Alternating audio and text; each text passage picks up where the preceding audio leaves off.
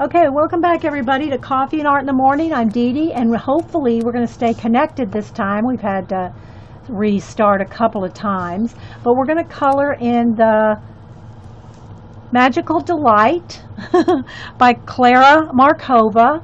And I have colored a little bit in this book already. I showed that a minute ago. We'll go back to here. So here's some of the stuff that I've colored in this book previously. So I think we're going to go ahead and color this page, this little mouse.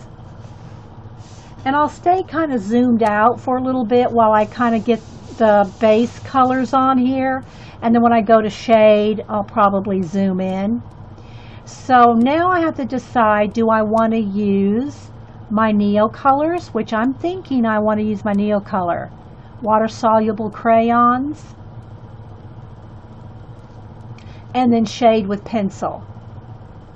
That's what I'm thinking. So, yeah. And you can use anything as a base, watered down acrylic. And these pages are pretty thick, but you always want to test. I always say that. You always want to test your pages to see what mediums work and what might not work for you, because when you use anything with water and a water brush, which, yeah, I got water in here, you have to be careful with how much water you put on, because you don't want to pill your paper and you don't want to go through the paper. So you just have to be careful when you do water. But I've even used water on the thinnest books, like Bennett Klein's are probably the thinnest ones that I know of, and I use water on those. Granted, those thin pages will buckle a little bit, but at the same time, you know, I don't mind that. These pages are thicker and I probably won't have that issue. So anyway, I think we might do that. I'll use my, let me bring my tray over here so you can see what I'm talking about when I say my Neo Color 2. These are Neo Color 2 water soluble. You have to get the Neo Color 2. The Neo Color 1 crayons are just wax-based crayons. They're not water soluble. So you make sure you get the water soluble Neo Color 2. And I've had this set for probably at least 5 years. And you have to get them on sale, watch for prices, and, you know, Dick Blick. I think that's where I got this set about 5 years ago for my birthday. And so they last, look, you can barely tell I've used them. You know, they just last forever. And what it is, it's concentrated watercolor in a crayon form. And so yeah, so I'm going to set this over here next to me and pick some colors. And if y'all don't know what colors to pick, in this book I'm kind of using some brighter colors like these here. But, you know, I don't know. I might not this time. But I'm just kind of feeling that this book needs to have kind of bright colors. It just reminds me of a children's illustration book and bright colors. So that's kind of how I'm rolling with this one. No, Jean, I don't want a desktop container. Jean built her some little box containers for her Neo colors. Because they're not cheap and they are breakable, I keep them in the tin. Jean, I always tease her about the house she built for hers. Anyway, so I'll probably just kind of keep this here. So I think I think I'll have my mouse be gray. The wood, you know, will be a brown. The grapes, of course, will be shades. I think I'll have them shades of purple. You could have green ones. You could have different colors of grapes. I think I'll go with purple because I like it. You're not broken one, Jean. Oh my gosh. So I'm going to kind of stay zoomed out while I get the overall color going, and then when I go to shade with color pencil, I'll zoom in. All right, so I think I'll start with the gray mouse. Now, with the Neo colors, you can do it a couple different ways. I'm going to start with a lighter gray, and you can do a couple different things. You can color on very lightly. Color on the section you want to. I think I'll have pink on the inside of the ears too.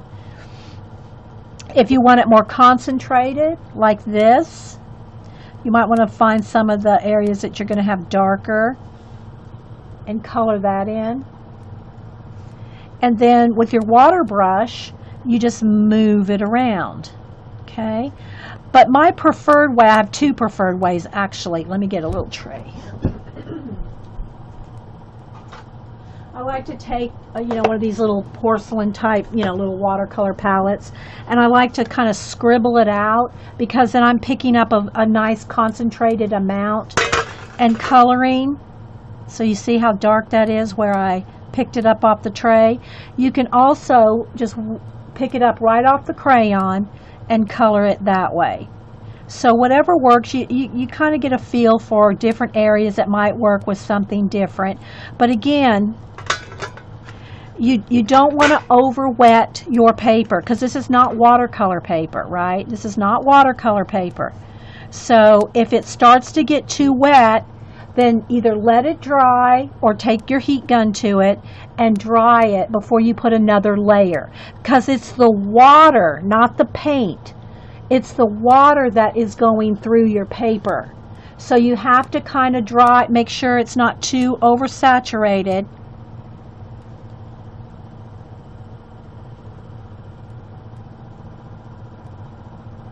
So you don't go through. Okay?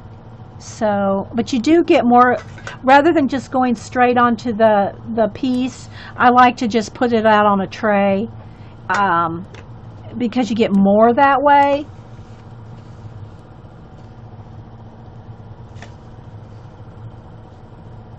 So if y'all have any questions, put it on in caps if you're watching the recording on YouTube. Thanks for watching over there. And I'm talking to a live chat, mostly awake people. I think I want his little tail pink too. So if you want a little less pigment, you can just kind of pull it off the crayon. If you want more, you can either color on the piece or on a tray and pick it up from there. And you can also mix these colors too. With 84, I rarely have to mix, but you can mix the colors just like watercolor.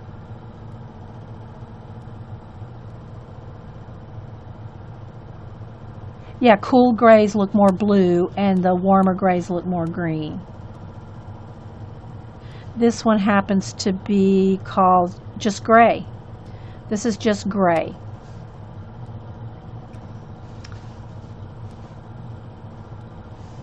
Okay, so again, I just like doing it this way because I feel like I can control how much I'm using.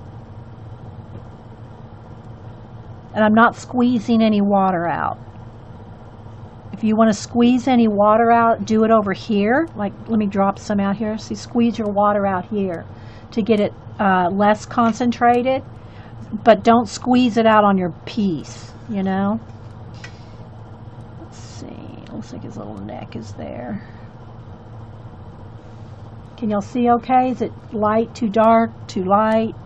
Hopefully it's, because I'm not zooming in yet until I get to the shading part. That way you can see the overall piece. Okay, I'm just going to color a little bit further down on his face, but kind of keeping it light, because again, I'm going to go in here with color pencil to do more shading. A little around his eyes here. If y'all have any questions, just put them in caps. Alright, so let me get a little bit more down here for his feet. So it's been a while since we colored in this book. Well, to try to rotate around all the different color books. Sometimes it takes a while to get back to them. Alright, so that's wet. Now I'm going to go ahead and dry it so I can add a little bit more shading there. But again, it's wet, so wet that you want to dry in between.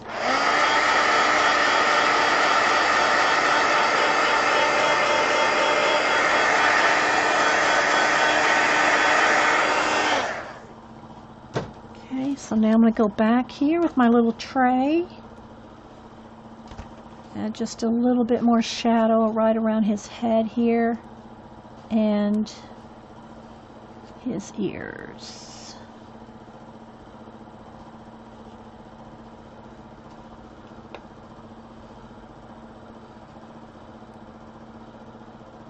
Welcome back, Grace. All right, now I want to take some pink, and I'll just leave my colors kind of handy so that if I need them again. And to clean off my brush in between, I just use a Kleenex and just kind of squeeze out the water and clean off the brush. All right. Now I think I'm going to get a pretty pink. Let's see, which one do I want? Do I want a pinker one or a, yeah, I think I'll go with the pinker one. I think this is just called pink. Yeah, just pink. Okay, and again, I might need to clean off a little spot here. This is watercolor from another project. All right, so I'm going to just put some pink down. We got disconnected for a little bit, Grace, so it may not have been you. All right.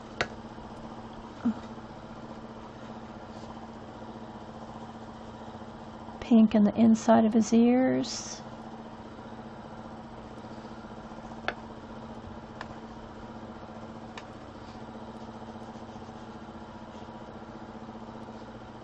And it's just like watercolor, you got to layer. If you want it darker and darker and darker, you have to just add layers. So, but you got to let it dry because it's not watercolor paper. You have to let it dry. Do his little tail here. All right, so I'm going to dry that so I can add a little bit darker pink. But it's so wet that you don't want to get too much water.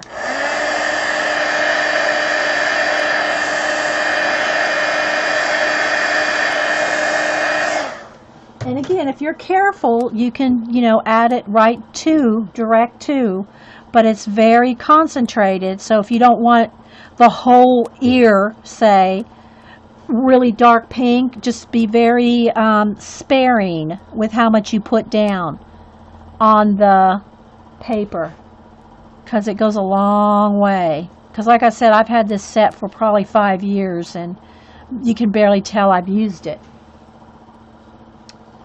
Okay. All right, so now let's see. Let's get a nice pretty purple for the grapes. Let's see, which color do I like? This one? Do I want this one? That one's too grayed out. I think I'm going to go with this one. Or maybe this one. Let's see. Yeah, they're kind of similar, so I'll go with this one. All right. Wait, let me see how dark this one is. Yeah, let's go with this kind of mid purple, just to get it a wash of color on the grapes. Again, I'll squeeze out a little water in here. And I'm going to just color all the grapes right now, one solid purple. And then I'll do the shading with a little bit more crayon and color pencil, so that each grape will be shaded individually. It's a cute book.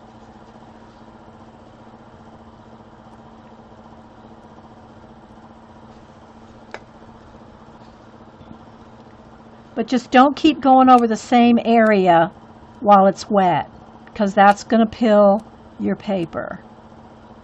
I know I keep repeating that, but I can't say it enough. I really can't. I don't want someone emailing me saying, oh my gosh, I went through the book. The paper pilled up and I got a hole in my page. Don't email me. It is a cute mouse, isn't it, Abby? All right. Just going to get all the washes down first, then we'll go back and shade. Okay?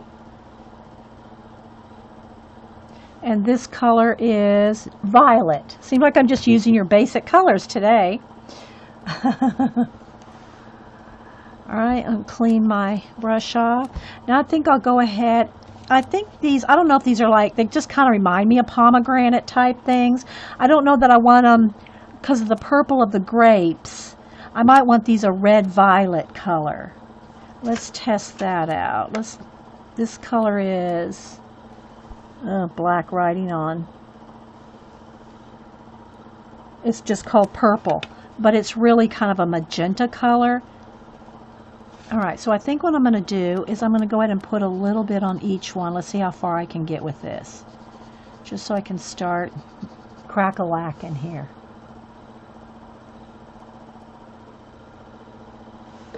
Yeah, it's a bundle of grapes. But again, guys, your color book, you can color anything you want. It can be anything you want. So just because I color it as grapes, you can color them green, you can color them any, you know, make it whatever you want. I think these just remind me of pomegranate pods things, but I don't know what they are, but it doesn't really matter to me. I want this color. So that's the color I'm rolling with. All right, so now I'm going to go ahead and just kind of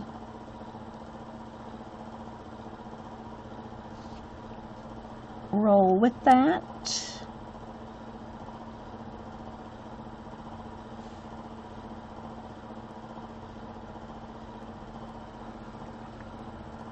If you want it a little bit more, but just remember, it's best to let it dry or hit it with the heat gun and then go back and add your next layer. That's right, you're the boss of your color book.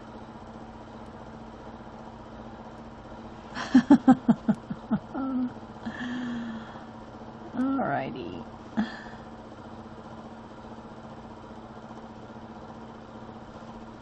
Oops.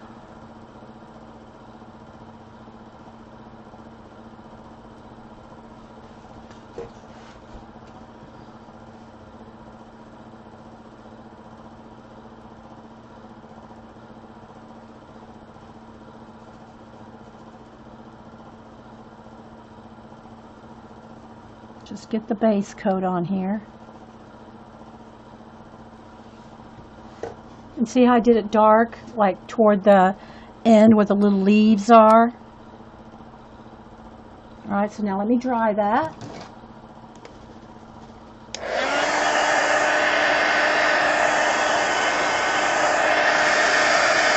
And you can shade the whole thing in the watercolor if you want.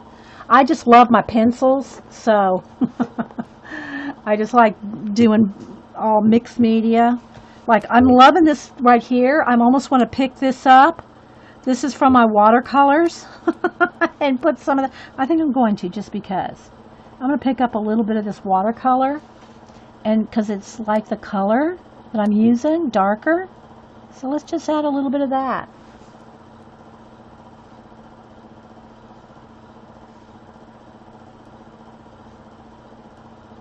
It's almost the exact same color.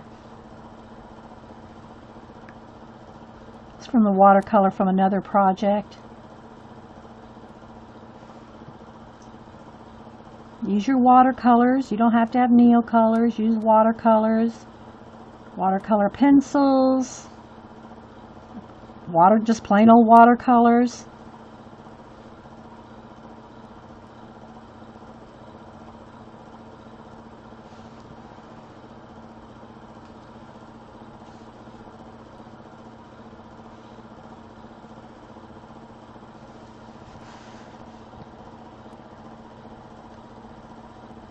Just sitting here, so we might as well use it.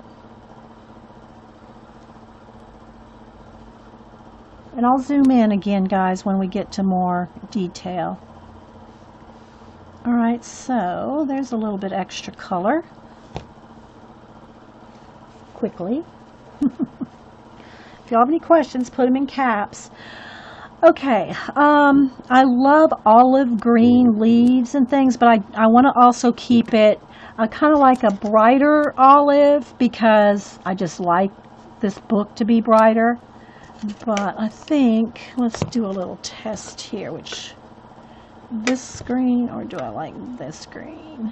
I kind of like that other one. Okay, so this color is, again, black writing on dark paper.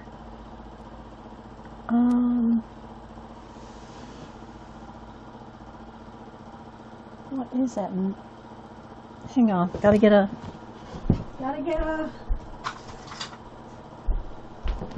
You can't see it. Black writing on green paper. Moss green. Okay, so it's moss green. So I'm going to put out some moss green. I know, isn't it cute, Colleen? All right, so I'm going to squeeze out a little water here. I'm going to have to go fill my brush up pretty soon. All right, so I'm going to just get all the these large leaves just flattened in. Just a solid color for it to start.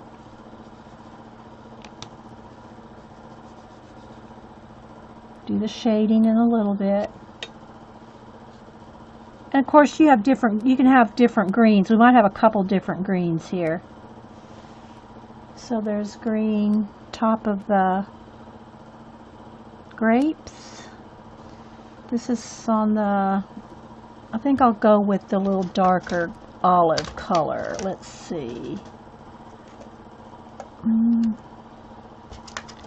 Make the tree leaves just a little darker.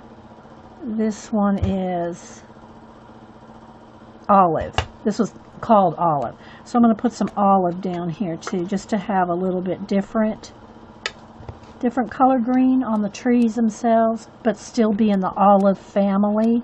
And you may not be able to see a difference right now on camera because they're both going to look like olive green. But when I go to shade, we can shade with different colors of green. Right now I'm just trying to get a base coat on everything.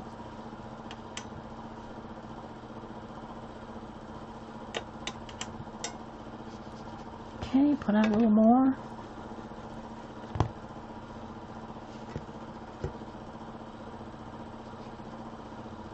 So, how many of y'all have this book? I know I've talked to y'all, some of y'all have this book, but I don't remember who. Okay. I think I'm going to go ahead and use that olive color also for the tiny leaves, not the pomegranate ones, but the other leaves here in the trees. So I'm just going to take a minute. Maybe I should go ahead and zoom in a little. It's a little hard to see, but I kind of want y'all to see the overall picture for a few minutes. And again, you can take it right off the crayon.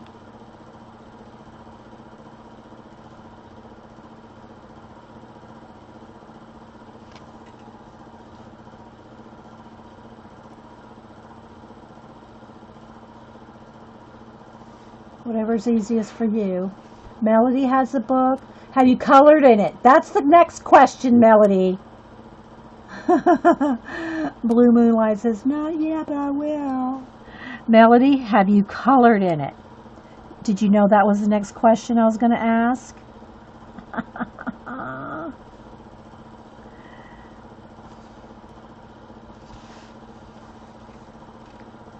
So I'm just going to get all the little leaves here base coated in.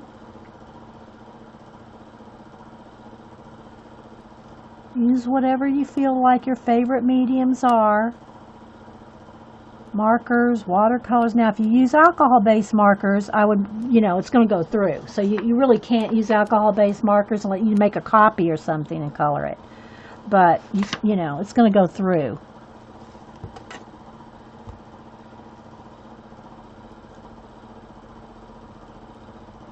You colored, so Erin's colored in hers.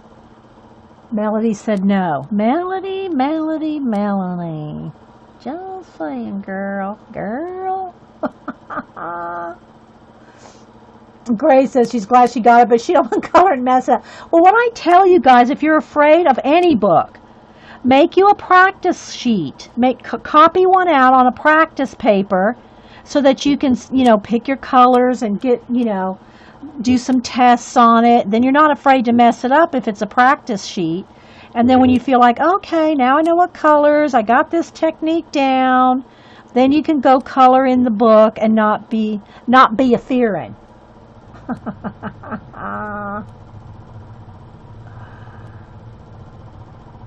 Yeah, I've colored in all mine too, Erin. At least one page, at least one picture. And you know, when y'all send me a book, I usually color in it right away. I usually color a page in it like right away. I don't think I have any books that I haven't colored something in.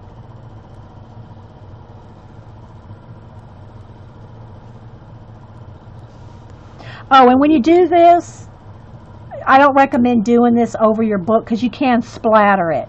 You know, it's best to, if you're going to like pull paint off, like go over to the side because you can splatter it.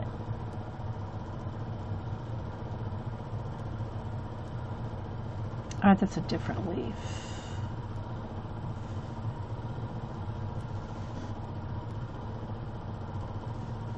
Okay, I think I'll just go ahead and do all the leaves this color and then do the little pomegranate thingies a different green. Okay, some little greens on these bells. And again, you can color multiple shades and different greens if you want. You have used your Neo color in it. You have or haven't used your Neo color in it, Connie? All right, now I think I'm going to get a darker green. Let's get, what color is this? No, let's see. This is a nice, let's see, that might be too contrasty. That's too bright. I don't want that bright. I almost want a blue-green. What I think I'll do is, let me squeeze out some water here. I might mix a blue and a green. Let's see, this is indigo. So let's put some indigo in that green. Some indigo and olive together and mix that. Might be too purple. It's making it too, it's just going to be for the, no, I'm not loving that. Let's see. Maybe I'll just go really light.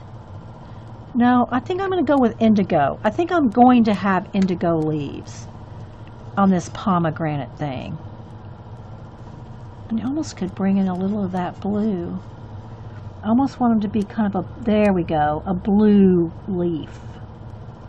So we're going to have some blue leaves on here. I like that.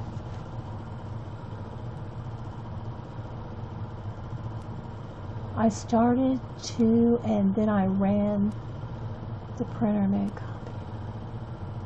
I have used them not in the book though.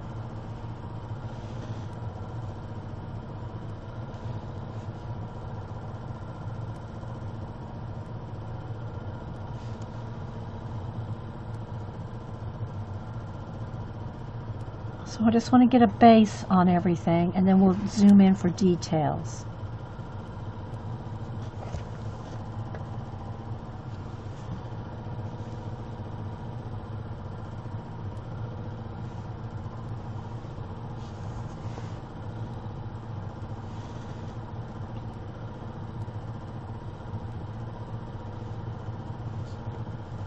For shading. And again, you can shade in with more layers of watercolor or pencil or both.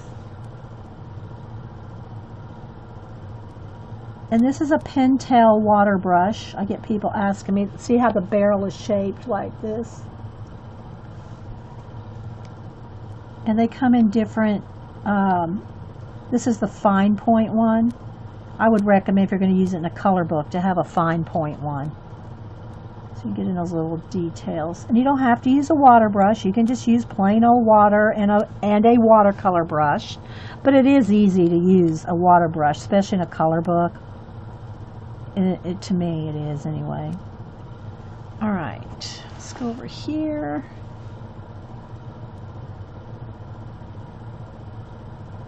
And then I got another leaf right there.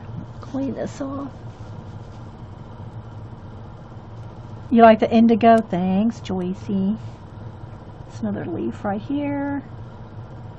I think I'll do their little stems. The little stems are olive green here. There's only a couple of them showing, so.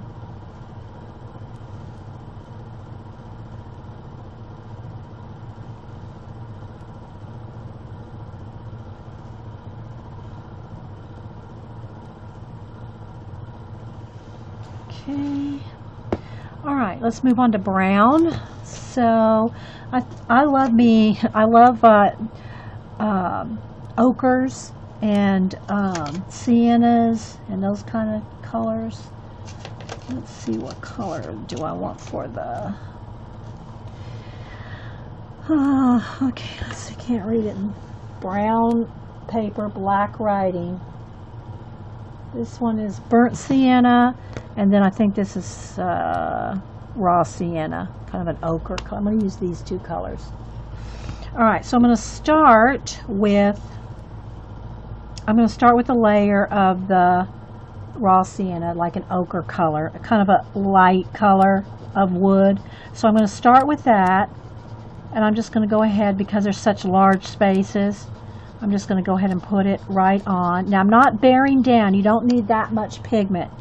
You just really don't. You just need a little bit, and it's better to do a little at first and go back later. So this is going to be the base color, and then I'm going to put some darker in with the, what do I call this? What do they call it? Burnt sienna? Yeah, burnt sienna. So let me just do this big tree here first.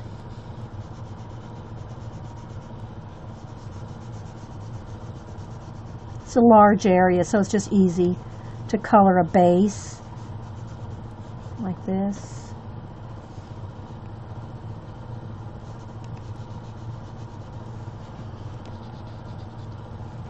So let's go ahead and do that. Again, now, especially in the large areas like this, you want to be careful not to over wet. Let's just get that let's just wet that pigment down and keep it moving, because big areas especially, it's easy to oversaturate your paper.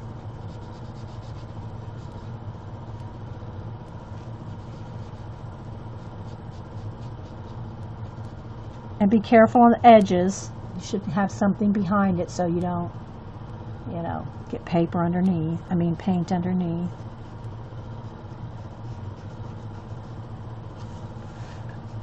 So just get this whole area.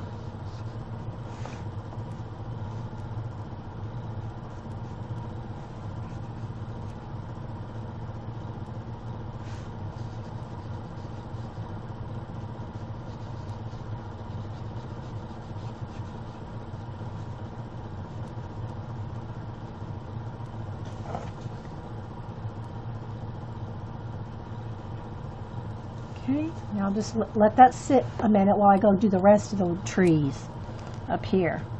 Then I'll hit it with the heat gun a little bit, but it'll be pretty dry by the time I get done with all this. So again, just putting a nice little layer up here. And this one too.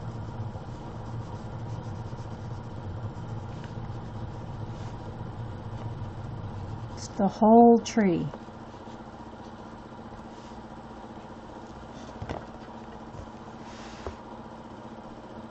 Hey, Painterly Paint. Anybody else popping in?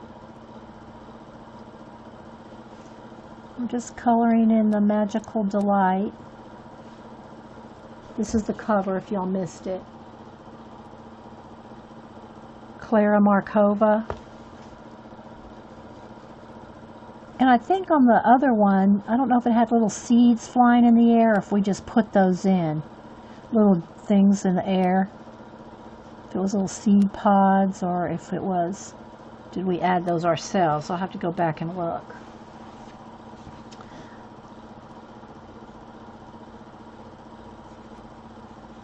So we'll get the base done here, and I'll zoom in.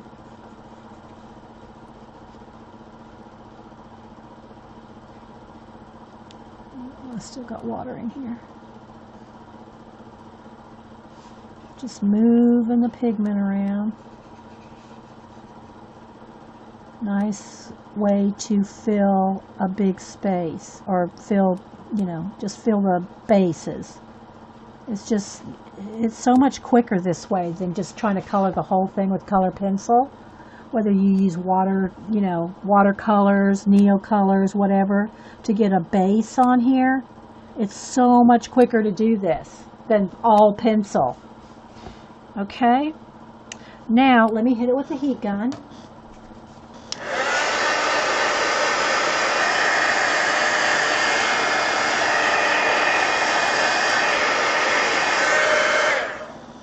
All right, now I'm going to take the darker brown and I'm going to do this stem here. Just going to put a little bit there and I'll wet that out. And then I'm going to find some of the darker areas on the tree, like the shadow under the feet, and just to, you know, don't overdo it because it's going to go a long way. So just a tiny bit is going to spread far. So I'm just putting a little bit wherever there's a shadow, like right under the feet and under the little mouths, like around the curves here.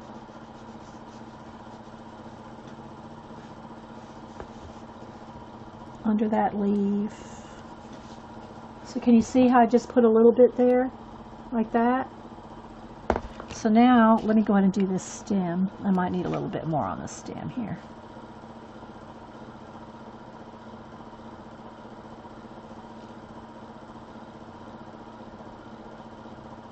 So has anybody got any fun plans for the weekend?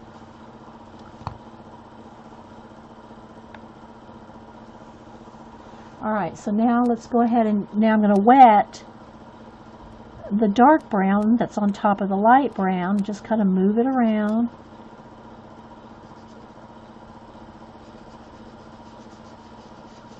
And again, we'll be going back in here with some pencil, and or you can just add more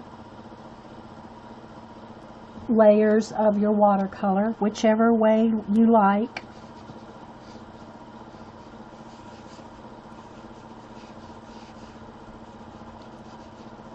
But just be careful not to over wet. If it looks like you're getting it too wet, stop and dry it. Or let it dry. Move to another area while that section's drying.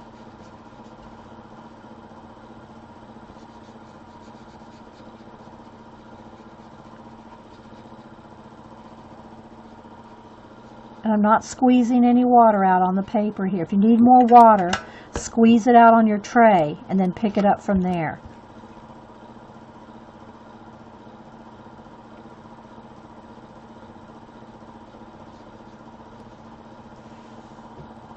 Can y'all see? Just for the birthday party for your granddaughter. Oh, Pat fun! She's turning 10.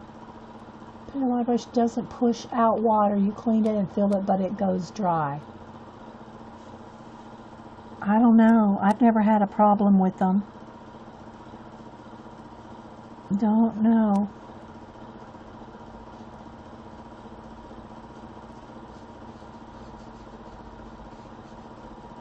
See, I'm doing all this. I'm not squeezing at all. Right here.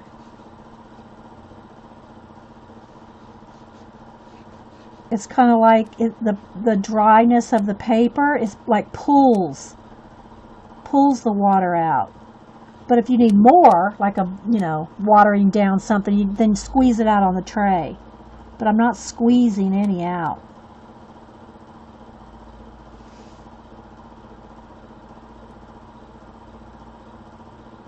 You got your Jane Davenport watercolors, the mermaid markers and the pen, Connie? Or are you talking about the little tray, the little D's?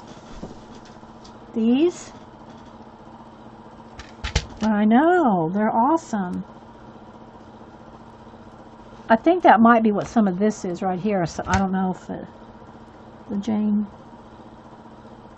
watercolors. Alright, so there we go. Now we got that bottom part done. Now let's go up to these two branches, and again I'm going to go in here and just add a little bit of dark sienna.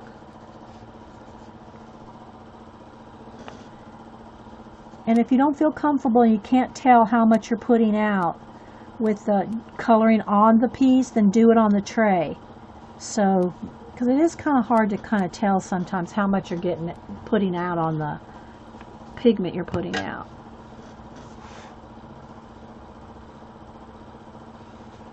Okay, so now I'm going to go in here and... What set did you get, Connie? Indigo, you got yours too? Yeah. They're very vibrant. Her colors are they're very concentrated and vibrant. And we could be using that on this. I just like to kind of mix it up. You know, sometimes use watercolor, sometimes use Neocolor, sometimes just pencil, just different, you know. But I don't ever like limit myself. Like, I only can use pencil on this. I mean, I've tried that a couple times. I know in my Mythmorphia, Imagimorphia, in those books, I am doing everything with a wash of acrylic paint as a base, just because it's quick. And there's so much to those books. And those have base coats of acrylic paint. And then pencil on top. And I haven't worked in those in a while either. Yeah, I'm sure they're cheaper on Amazon, Connie. But at the same time, I got mine at Michael's with 50% off coupons. So, you know, I mean, I think they're, I don't know, how much were they? $29? So say $30. If you have a 50% off coupon, they're $15. And, you know, there's no shipping or anything. So, you know, $15 isn't bad for it.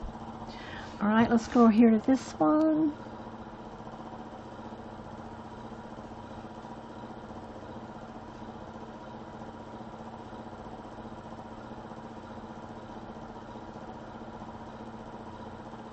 We all look for our bargains. Nothing wrong with that.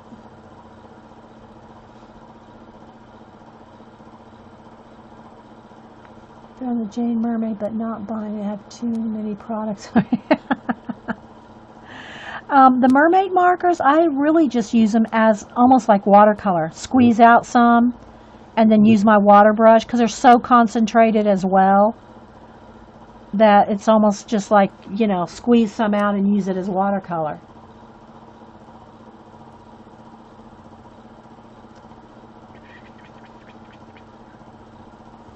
I did get out a little bit of smudge out here. I didn't pay attention. I was watching chat, so I did get a little bit of smudgy out here. Let's see if I can just wash it off with some clear water. There we go. Right here too. Okay. So, gotta pay attention. Not that I care if it goes out of lines a little bit, but I try to keep it neat. Alright, now let's dry, and I think then, except for these big leaves and maybe a little on the grapes, well, I think we'll move into pencil, especially on tiny little areas like this. I'm not even sure what that's supposed to be. Does anybody know? Is that supposed to be hanging on there? Mushroom? It looks, maybe they're that's what they are. They're mushroom stalks with a little bit of mushroom.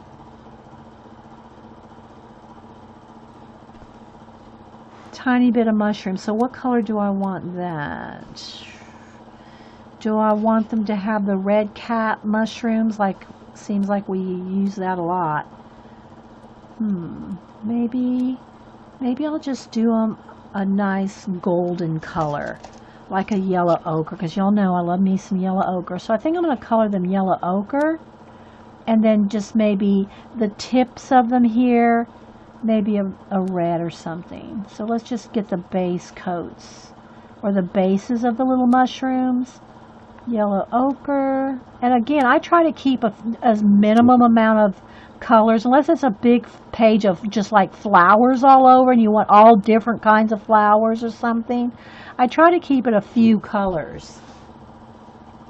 It just, I don't know, I just like the way it all ties together that way. Yeah, slices of mushroom. Okay, and then these little bells and a key. I think I might go with a gray on those. And then the little butterfly, let's do him maybe part ochre and then part the blue color. Let's bring a little bit of the blue into that butterfly. Just picking some up off the tray. The little indigo blue.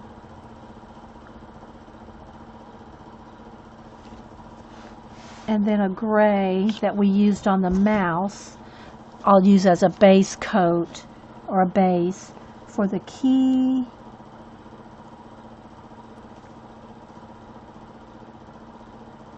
And for the little bells, we'll have them be a silver color, a pewter. They'll be pewter color. And then maybe the little inside, the little bell, the thing that makes the bell ring, I'll have that be yellow ochre. Just kind of tie those colors together. And the little chain, I might have yellow ochre, like that. Okay, so I think we have everything base coated. Oh, I got to do the rope.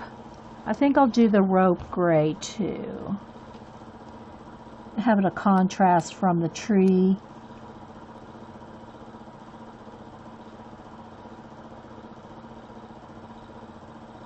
And then maybe have the little key.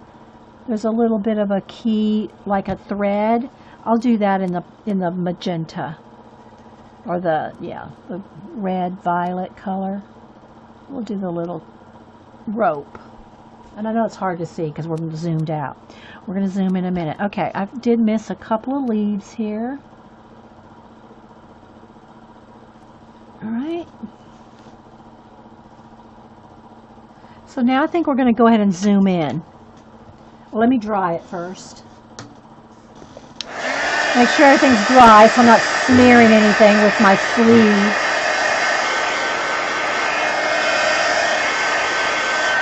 So there you can see a base coat. It took us about 45 minutes to base. Not that the time matters. I'm just saying it didn't take that long. If you had tried to done all this in pencil as a base coat of pencil, it would have taken a lot longer. All right, so let's go ahead and let me zoom in.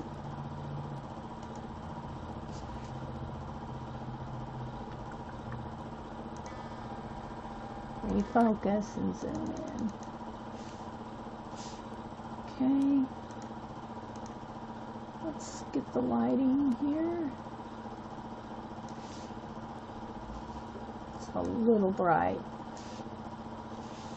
I want the colors to show, but I don't want it to be too...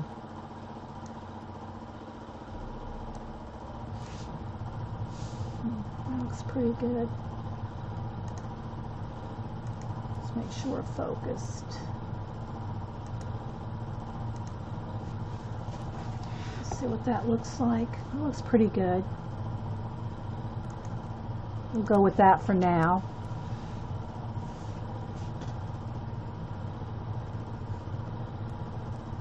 What was the watercolor palette name? These are the Jane Davenport. This one, oh, it got dark again.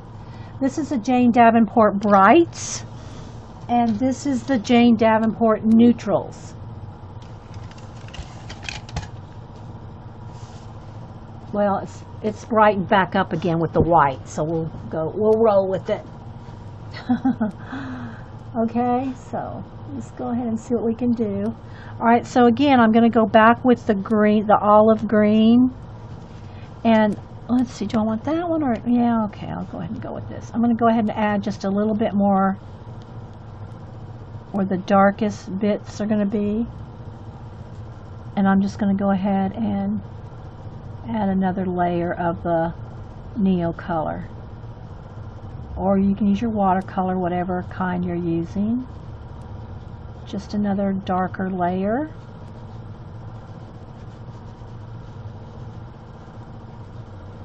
Like that. And I don't remember if I used the same green or if we used a different one, but I'll just go with this one.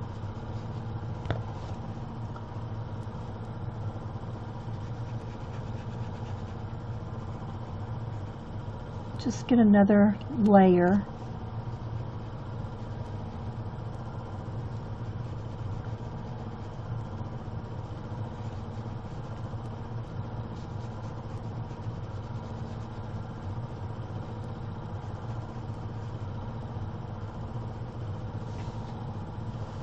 Hope y'all can see that.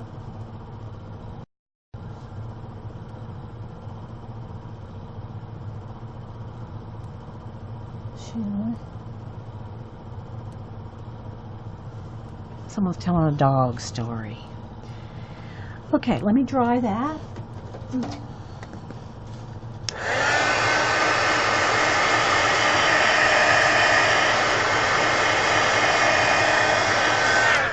All right, back to the purple now. The purple that we used on the grapes. And let's see if I want to just pull it off of here, if I want to put it on the tray. So I'm going to start. Again, I don't recommend doing this. Like, don't be flicking your crayons with the water brush, because I've done it before. I flicked colors out onto the page. So it's just really, I should just get in the habit of doing that. Just come over here to the side and kind of flick it. You know, I'm just trying to stay things in camera, but that's not a good thing to flick your colors right on top of your piece.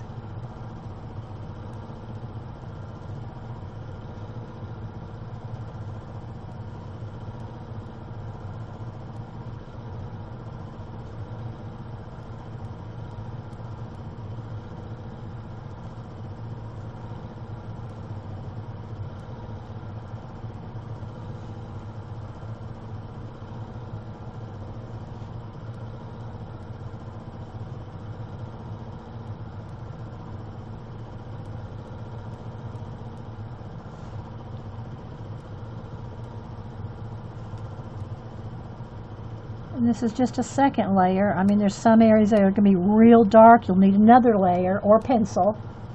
You know, go in there with pencil or another layer here.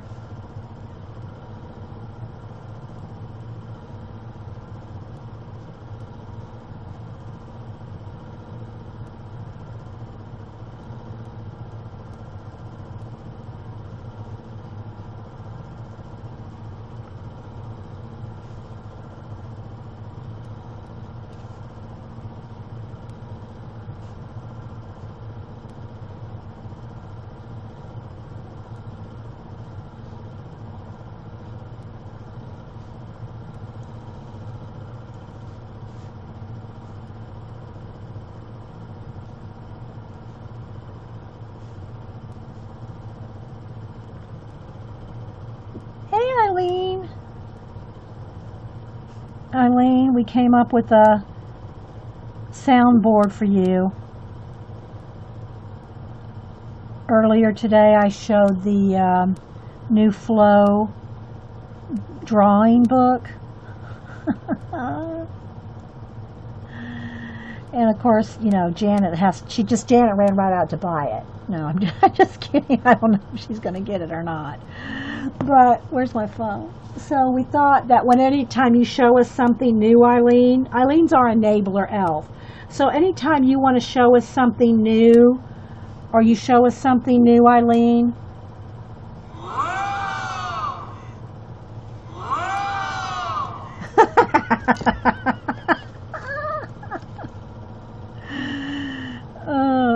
so this is just like this. I mean, I want to, this is probably going to be really the main color here. I just want a little bit of highlight there, which I can still do with pencil.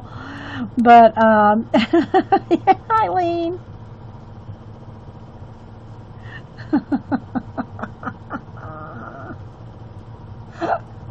Janet went to buy it. You did not. Janet goes, no, I didn't.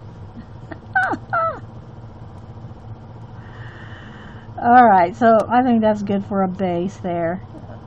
I think I might put a little bit of purple in the butterfly, just a little bit.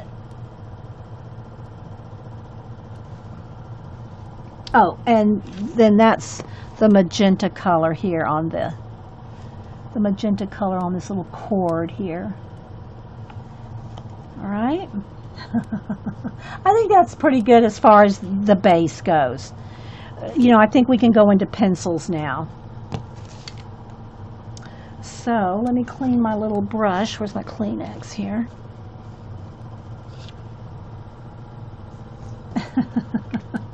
Hey, Dot. Did I miss? All right, let me go ahead and dry this. Move my watercolor stuff.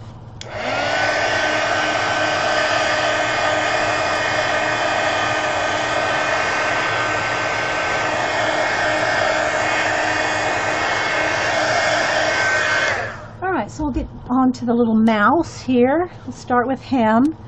Let me go ahead and, let's see, I just need to move this big. Let me move my tray off the table so I have room to bring my color pencils in. So now I'm going to bring in my most used pencils here. It gets real dark when but everything looks right here, even though my hands look real dark, and like when I bring the pencils in, how dark it is. But the white from my paper that's the right color on the piece. So I'm going to just go with that, so y'all can see the colors here the best. All right, so I think I'm going to get some pink for his little ears. Let's start with that. Maybe a magenta color. I'm going to just pick out some colors here and see what I need.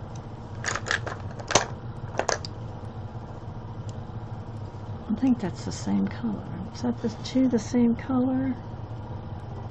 Yeah, it is. I need a lavender. I'll tell you the colors I pick, and then we'll roll with that. And I need a black cherry. It's dark brown. I'll probably need that too.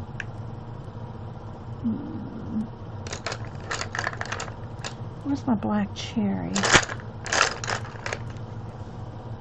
There it is. And then a couple of grays. This one, a darker one. I want some cool grays. That's a warm gray. I want my cool grays.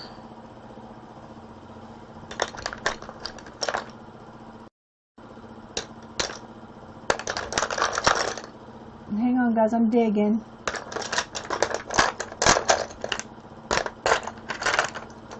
I have to get it out of my pack.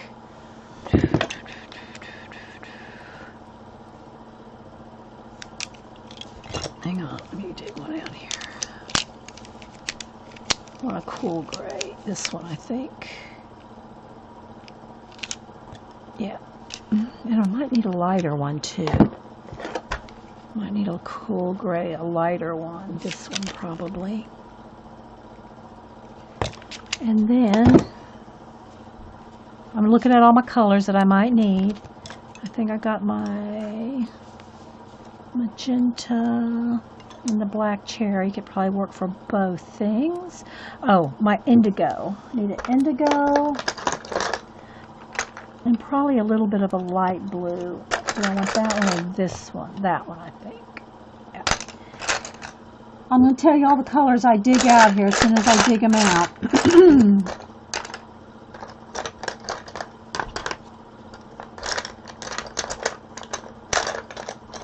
I usually have my indigos marked with a, that's the color I want there. I don't think in a white. Let me dig, here it is. I usually mark my indigos with a piece of blue tape because the black and the indigo look so much alike you can't really tell. And there's been times where I thought I've picked up black and I've picked up indigo. So I try to remember to put a piece of tape on it.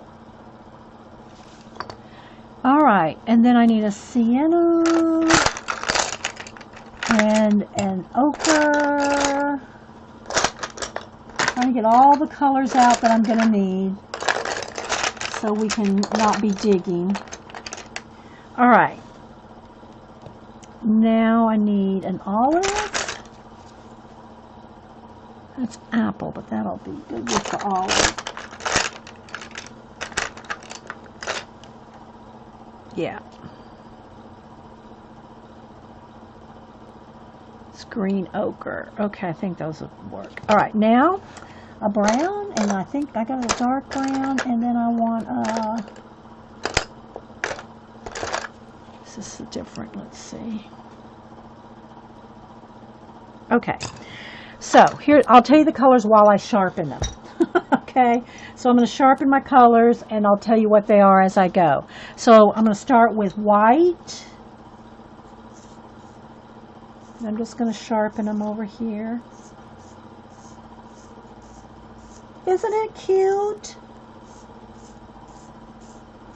And I'm just using my little comb wood cutter. Okay. And there is some, I'm cleaning off the white because there was some color in there and it got on the white. You always want to make sure, especially your light colors like white, your light gray, that if there's colors smudge off from your pencil sharpener, you want to make sure that it doesn't get on there. Okay, so I got white, and these are all going to be cool grays at different percentages. And again, I can't see it. Where's my gold on gray? This is cool gray 20%. This will be cool gray 50% and cool gray 70%. So that one's sharpened. Let me sharpen this one. So those are the grays for the mouse. Then for the trees and the bark and the branches, I have a dark brown. This is just dark brown. And I'm just going to go ahead and sharpen anything that I think might need sharpening. And then other browns that I have here are burnt ochre, siennas and ochres. I don't really, when I'm using them, I don't pick them by names. Here's sienna brown. I pick them by the color. So there's just 3 shades of brown there.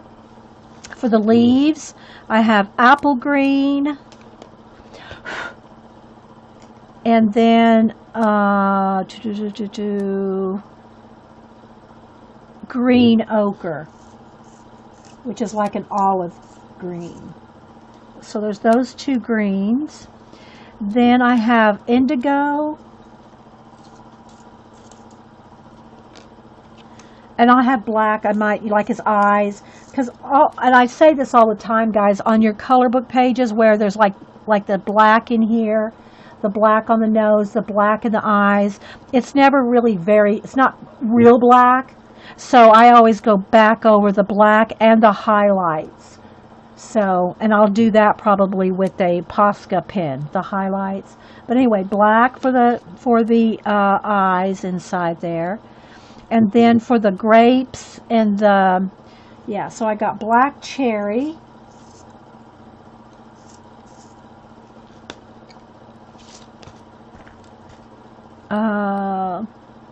Dahlia purple.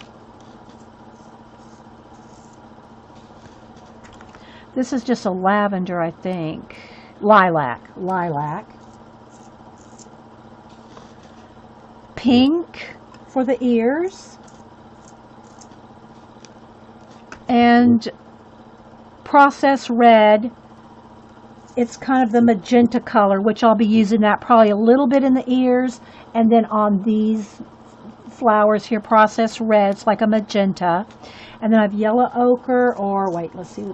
Technically it's goldenrod, and then also this slate gray for a little bit. Maybe if I might need a little green gray in the bells or a couple other places. So those are the colors I'm using. I'm going to put them right here to the side. Just wanted y'all to know what colors I was using, but I'm not going to tell you as I'm going. I'm not, can't do that. All right. Let's get the pencil shavings off. So I'm going to start with the mouse, and let's just go ahead and start with the inside of his eyes.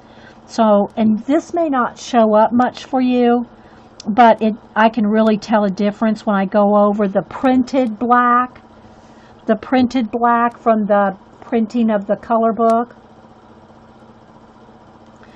to the black of the pencil. Okay, so I'm going to do that, and then I'm going to put just a little bit of shadow with the, I'll go ahead and go with, oh no, I need the light blue, and I didn't pull a light blue. Let's go ahead and pull like a slate gray, or a slate blue rather. Yeah, blue slate. Let me sharpen that. That's my favorite color to use as an eyeshadow color. Not eyeshadow, but the shadows in the pupils. Just a little bit of shadow in there. And then again, for the highlights, I'll just use a Posca Sharpie gel pen, and I just you know, get my highlights a little brighter. And then also maybe just a tiny bit of blue on the black. And then that eye, it looks like, I don't know if I did it or if it was just not, where's my gel pen? I need the white of the eye. The white of the eye needs to be a little cleaner.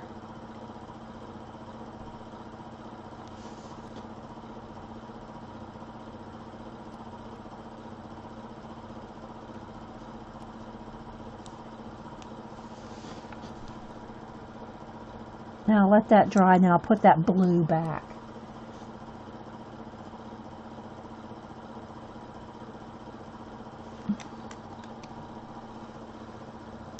So yeah. Let me just dry it with the heat gun because I'll smear it with my hand. I'm roaming around the page.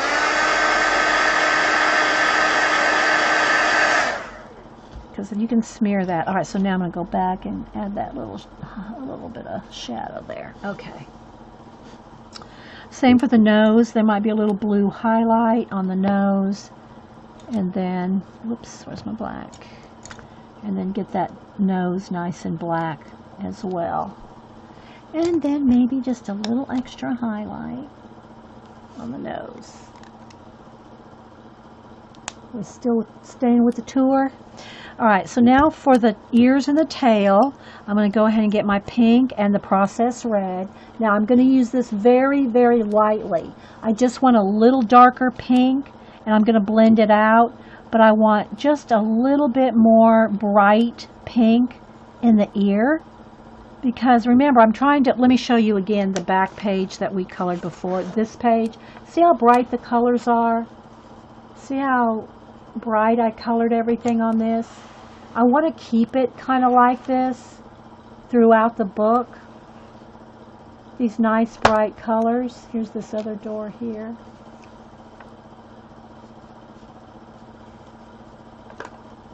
And I added my own light sources coming out there. And so I want those nice bright colors. So I'm going to add this little bit of extra pink in the ears just to make it pop. See the difference?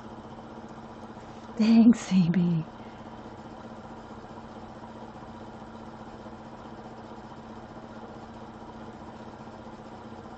And if y'all missed it, Lulu, if y'all know the story of Lulu and our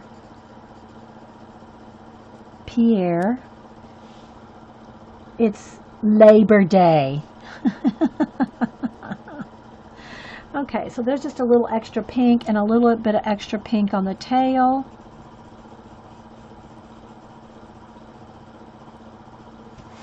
Maybe just right around the curve of it there.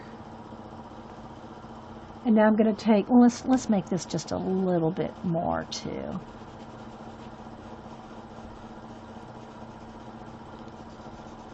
And now I'm going to take the pink and kind of blend that out. I'm going right over the magenta, or the processed red. Going right over it so it all kind of blends. But I want to keep some light up here too.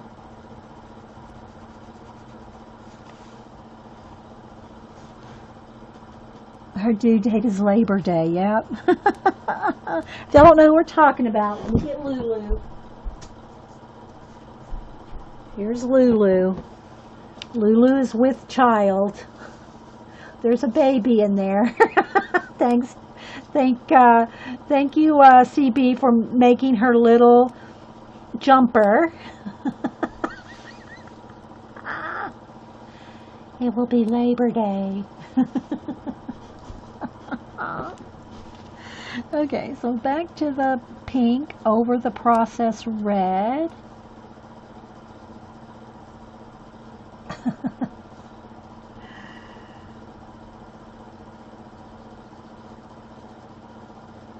And then maybe just a little bit of white in the lightest area just to kind of feather that all together. because I want the insides of the ears to be, you can kind of see, some light areas too. Kind of feather that in. And the tail, I'm going to go in here with the pink.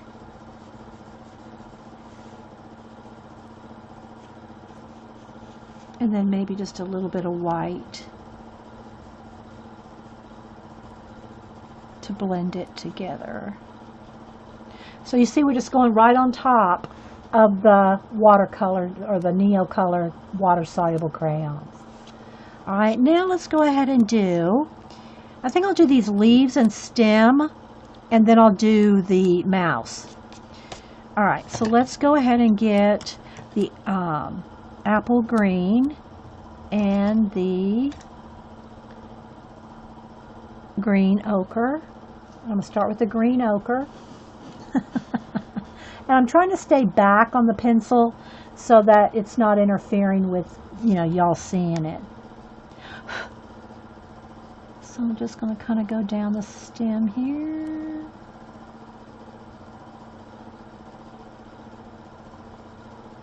But so much of the work is done for you when you do a wash of watercolor on the piece, so much of it's just done for you.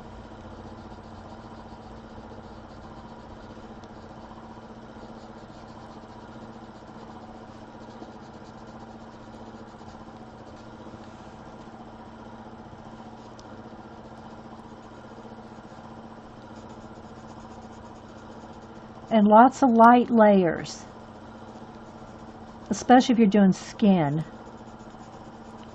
faces and things. You got to have lots of light layers. So like that. This one's in the front, so it's going to be the lightest. Now I'm going to take the apple green, which is going to be a little bit brighter green than what we've used, but I'm just going to put a little bit of that.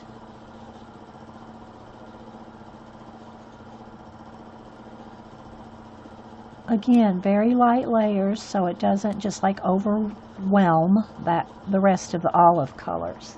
And I don't even know if you can see much difference there, but I can. I'm hoping I got the camera adjusted well enough for the colors. That.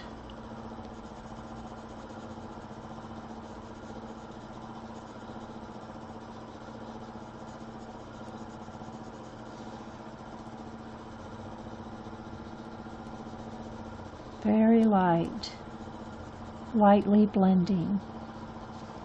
Blend, blend, blend.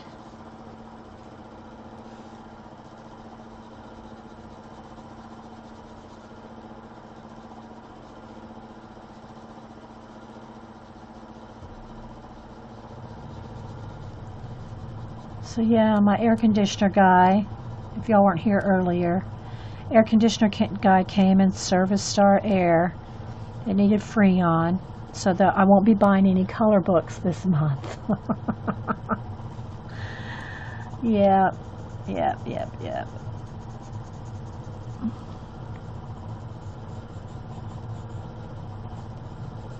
But you gotta have air in the South. Okay, so something like that. And see how I left a little bit of light? It might be a little too much bright. I don't want it too bright. Knock it back just the slightest bit.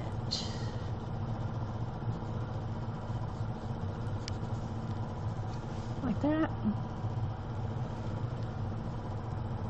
What is good #1 watercolor palette?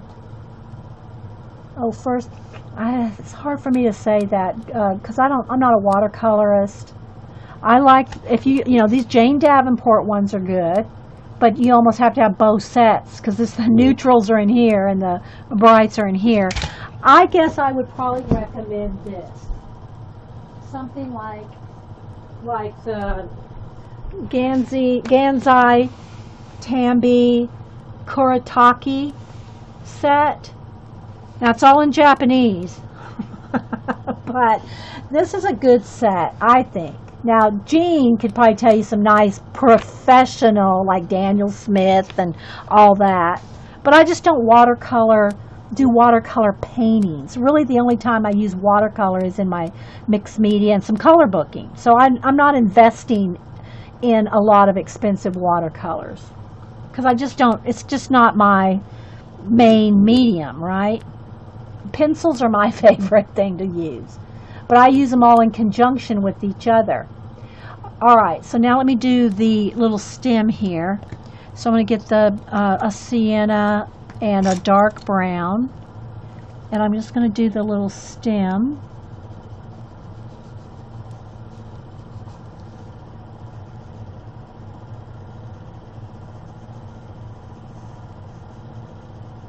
Oh wait, that's black. Is that black cherry? That's black cherry. Oh well. Black cherry in lieu of dark brown. And I did kind of go out of line. Where's my little electric thing here? Let's just erase a little something. And color pencils never really erase 100%, so you gotta just roll with that. Okay, now this is the sienna. And I'm going to blend that out. This is just a little grape stem. Just a little bit like that. It's nothing, not a whole lot there. Okay, now I'm going to do the mouse in the fur. And I'm going to do them furry. I'm going to add a little bit of fur. Although you don't need to do that, but I'm going to. Okay, so I'm going to take my Cool Gray 70% to start with. And I'm going to start flicking in the shadowed hairs here. So I'm just going to flick, and I'll probably put some, there's no whiskers on him, I'll probably put my own whiskers. So I'm just going to start flicking the shadows, in the shadows. Little bitty flicks of hair. Start there first. A little bit under the eyes. Here, we'll shadow that a little.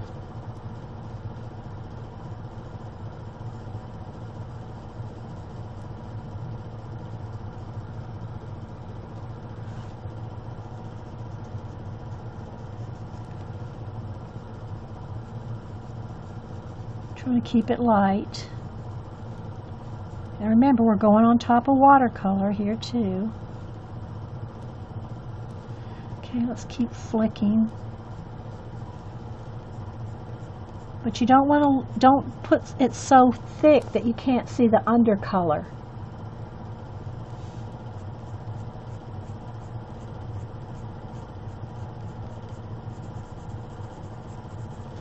Just do a little bit of fur.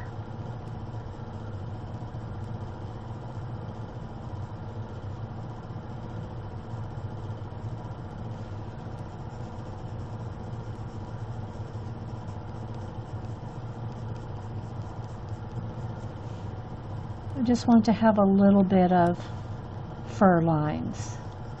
Maybe a little bit more shadow on the edge.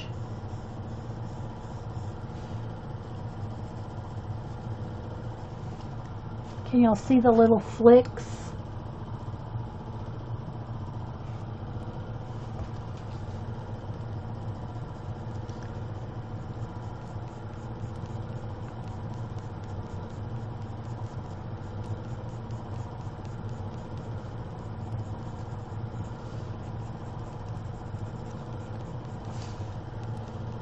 And you don't have to do it solid. You can kind of skip around and just give essence of fur. Essence of fur.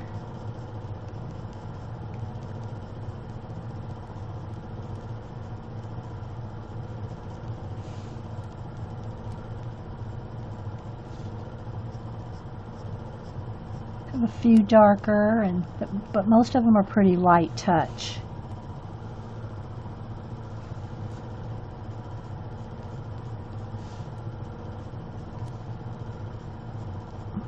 A couple coming off the face there to the ears.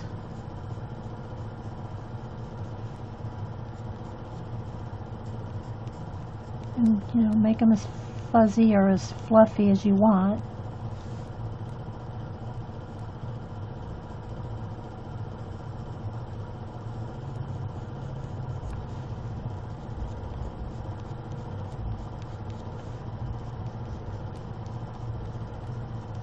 Just have a few little random hairs. Makes it look like, you know, your eye fills in. See?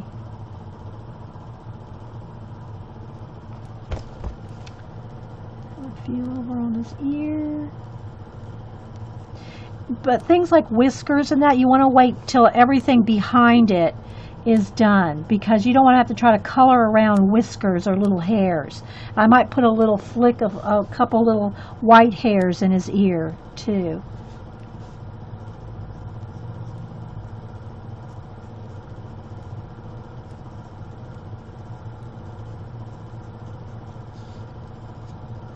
Okay, let's do a little bit on his body here. I hear my mailman going through.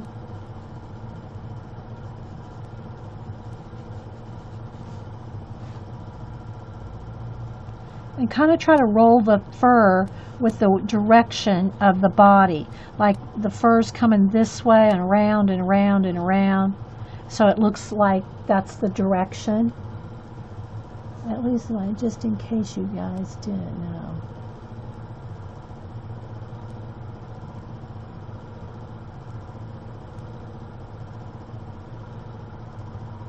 Are you talking about income tax or something? I mean, state tax in Florida?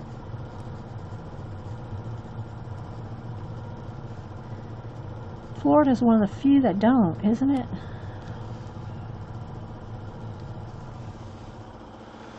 Okay, same thing over here. I have a few flicks around there. I'm just adding a little bit. Maybe there's a little more shadow under that leaf right there.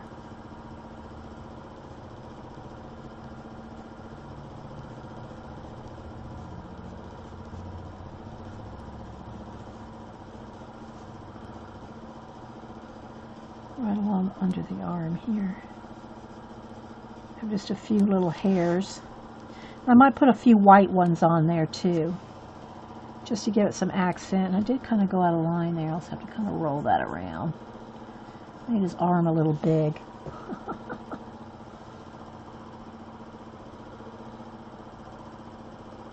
Yeah, we have that too. We have a no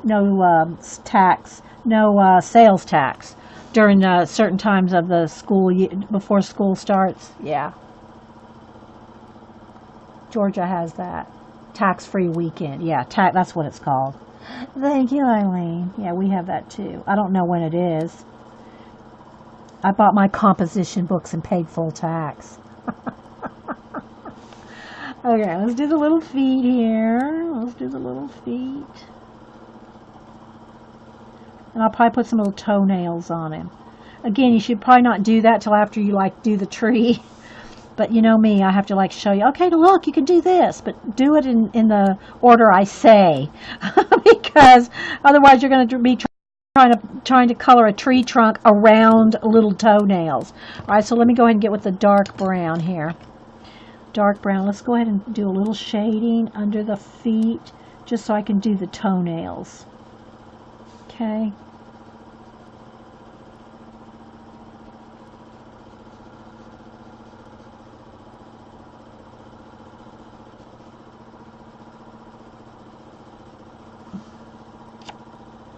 All right, so now I'm going to get, let's go back with black for a minute, because I want to do, I think I've colored enough in the areas to do the whiskers. So I'm going to have a couple little whiskers. Well, maybe I should go with the dark gray up here. I want a few little whiskers kind of coming off the ears here.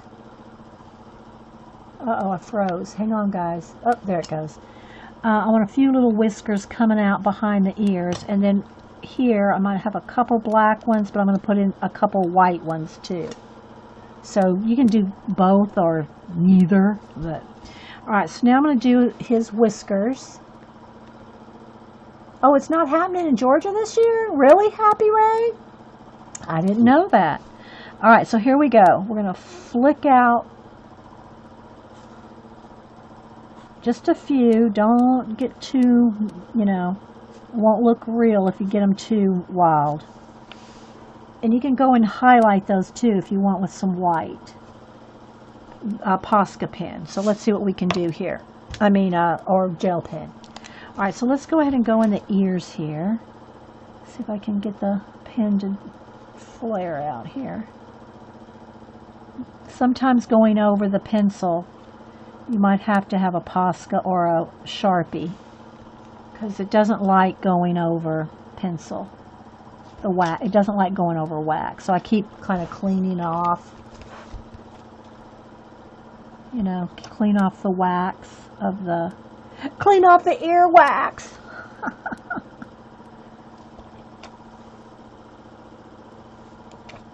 Because I want a few little hairs like this.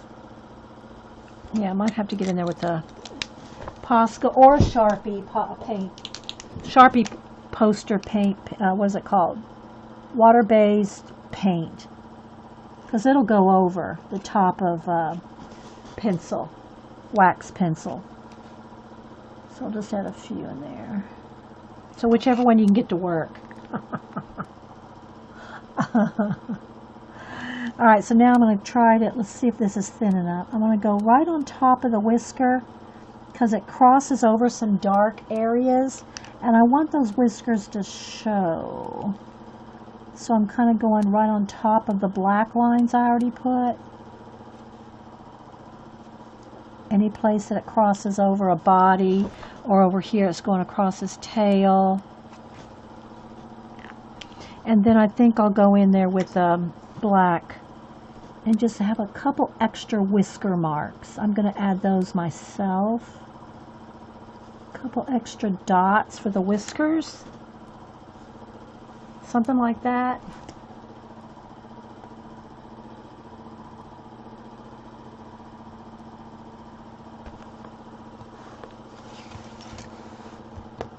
Ah, thanks, Happy Ray.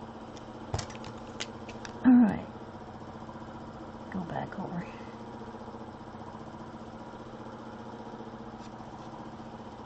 Like that. Something like that, guys. Maybe there'll be a couple of white ones here too. All right, now I'm going to put a couple. They'll show up like right above his eyebrow.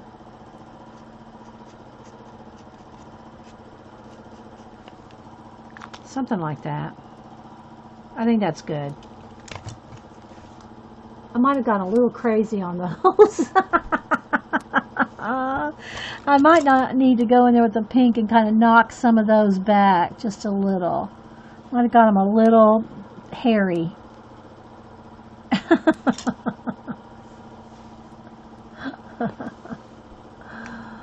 don't know. Got them a little furry there. Let's see.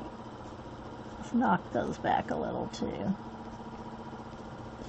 Alright, so let's shade a little bit more around the ears here.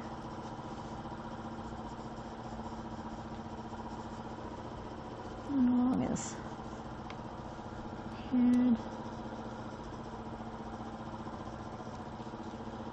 A little bit more around the eyes.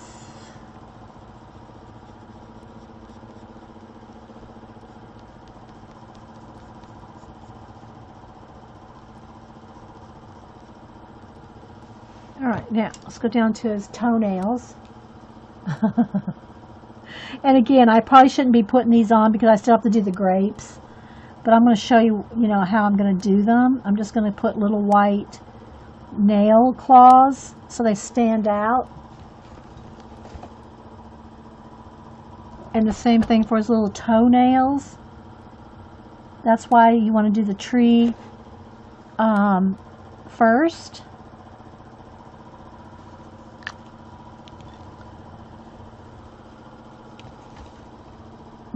Little toenails.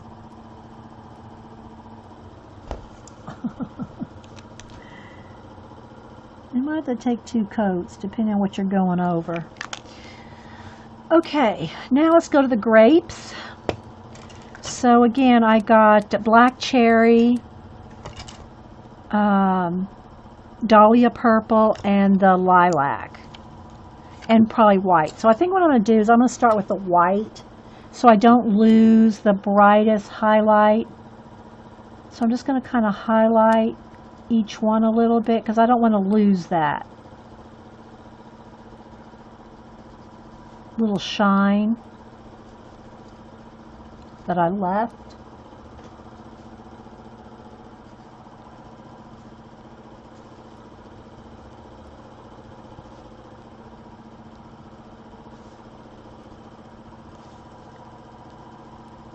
I missed what y'all said y'all might be doing this weekend, other than school supply shopping. Now I'm going to go in with the darkest, the black cherry, and I'm going to get all my shadows. Let me sharpen that really well, though.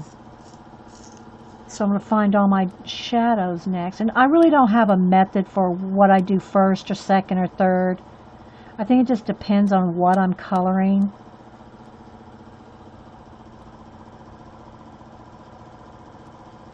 But you want to remember, these are round. So try to keep your shading round. Can y'all see that? Gonna go see Dark Tower, Sarah? See, I would probably I'd probably go to the theater a lot more. And I know everybody loves the loudness of it. I just can't do it. I mean, it literally feels like the volume, the surround sound is reverberating through my brain. And that's no joke. I just can't do this. I mean, I'd love to see more movies, but I just wait till they come out and I can either buy them or watch them on whatever.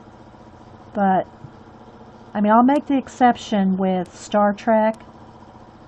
A couple of things, but I don't like it's just so loud. And you're talking to somebody that grew up going to a concert every weekend in the 70s. Probably every weekend.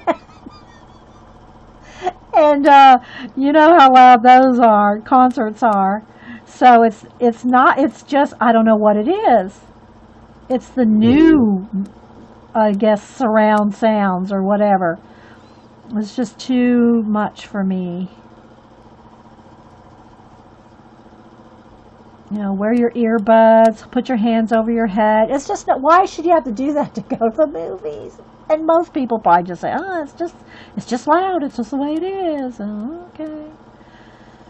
I can go to a concert, but I can't go to a movie theater. So you can just see I'm just kind of picking out the very darkest bits and kind of just feathering out. Then we'll go in there with the other colors. But like in the shadow area, I mean the behind the grapes area, that's where it's going to be real dark right back in there. So I'm coloring in those real dark. Organizing Grandma's house as she now lives. Oh, that's nice of you, Allie.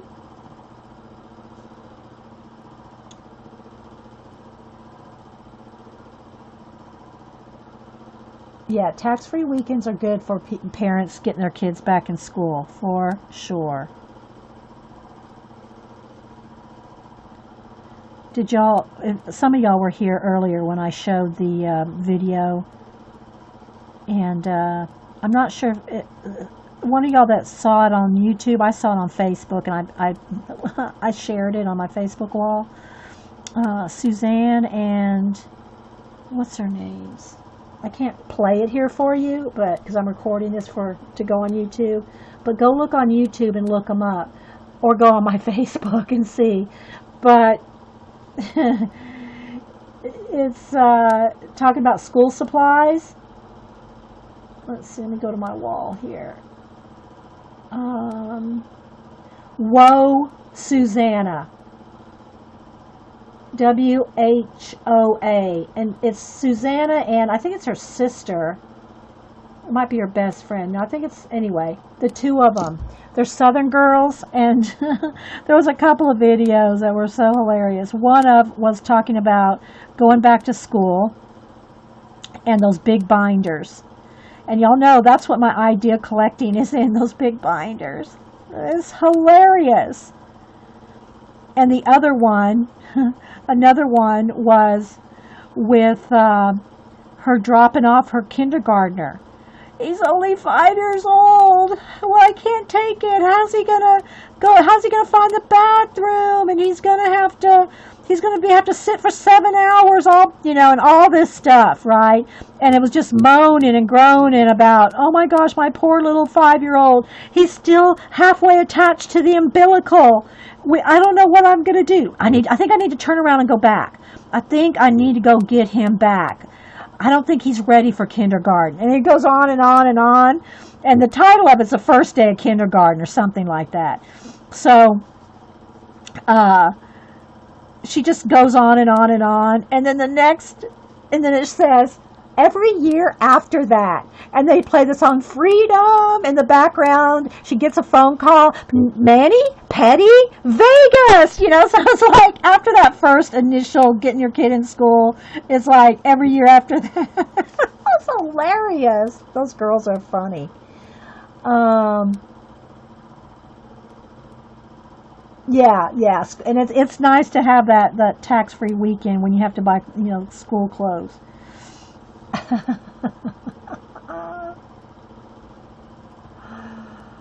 Oh, anyway, yeah. Go look up Whoa Susanna, WHOA. And they're 2 Southern girls. And oh my gosh, they're hilarious. Talking about she has one where it talks about wearing people. She goes, what is it about people wearing their pajamas to Walmart? And she calls it the Walmarts. Oh my gosh, I love those girls.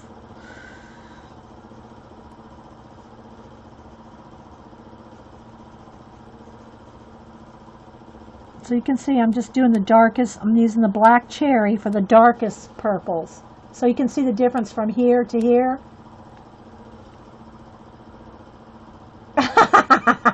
Sarah, Sarah, go watch those girls. They'll make you feel better. I'm telling you.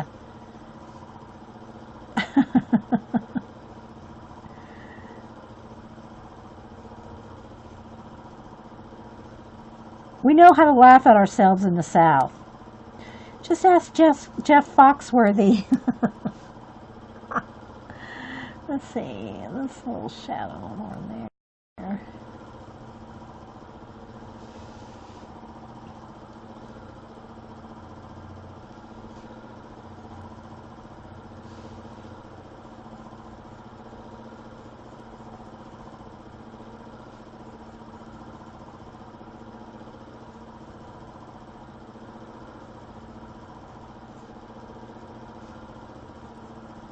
How are we doing on time? Okay, we're okay. Whoa, hang on. And they have 2 different things that they post on Facebook. If you, Sarah, I don't know if I guess you're not on Facebook. Whoa, Susanna, WHOA. Whoa, Susanna. One of the girls posted. I think it was Janet that posted a link to they have a YouTube channel, so you can watch them on. You can watch them. It's Whoa, Susanna. But again, I'm not sure what their YouTube channel name is. I mean, I just don't want to take the time to find it right this second. And they're either 2. I think they're 2 sisters, but it could be 2 best friends.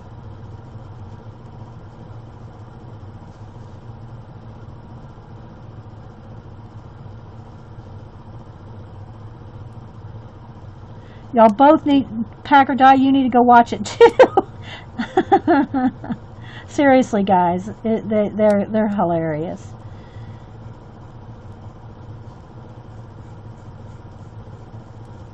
But the school supply one, that one just cracked me up. Talking about the big 4-inch binders. What does a well, I think her daughter's 4th grade. What does a 4th grader need? And they have Southern accents. They're Southern ladies. So they're talking with their Southern accents. What does a 4th grader need a 4-inch binder for? She working on her thesis? She working on a thesis? What? We had to go to the Walmarts? You just have to go watch them. Oh my gosh.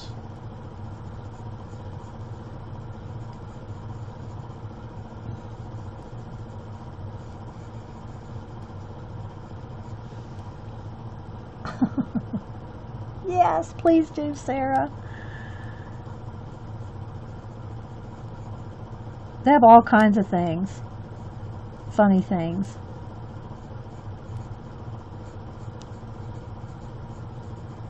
Alright. Kind of getting there here.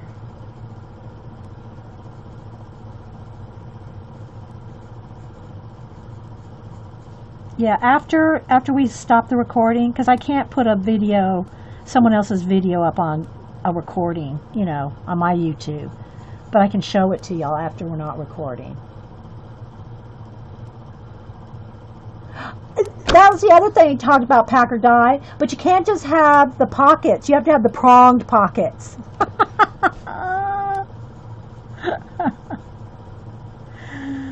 Oh. Okay, so there we go. There's the darkest purple. All right, now I'm going to go in here with, which one do I want to use? I guess I'll go just with the lilac, because that may be enough. I just want to kind of blend. I think that might be enough, just to go in here with the lilac. Remember, I already put the white down in the highlights. Now I can just kind of blend out some little circular.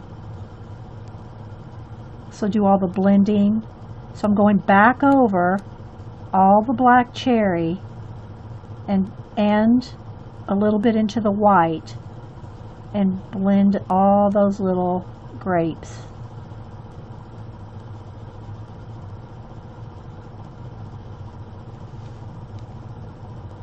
Just make them nice and smooth. See the difference between, say, this one and that one? So we'll blend this one out.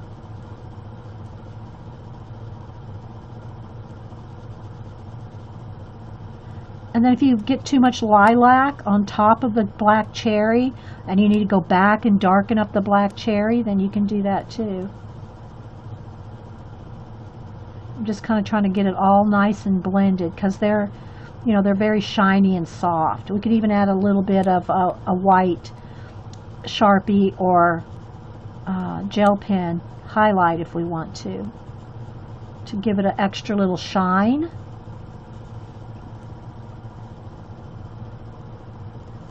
And someone said it looked like it could just be a giant blackberry, and it could be, you know, a close-up of a blackberry. But you can do it like whatever you want, because you're the boss of your color book. So it could be a giant blackberry, it could be a grape cluster, whatever you want it to be, you know. They're berries. They're berries or grapes, you know, just little fruit.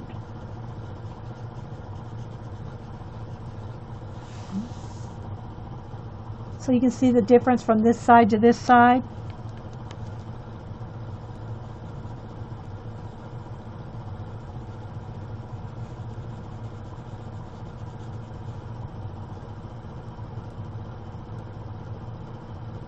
Can someone open links? Yeah, if Eileen or Janet are here, they can open links for you.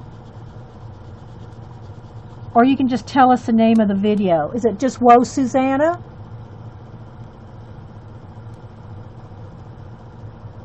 Okay, so Dale Kwan, she spins Juanita. It's a rubus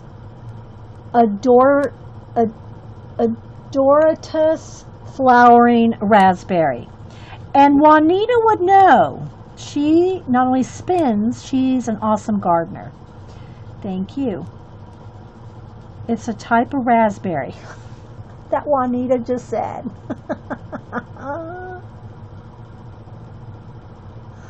Yes, I know, Cheshire Cat. Exactly. The one, the kindergarten one. Yeah, my car is older than my son. He has no business going to school by himself. But they have Southern accents, guys. And you know, real Southern accents, not the fake kind. And so they're just really great. Okay, so there we go. There's our little raspberry, whatever kind that Juanita called it.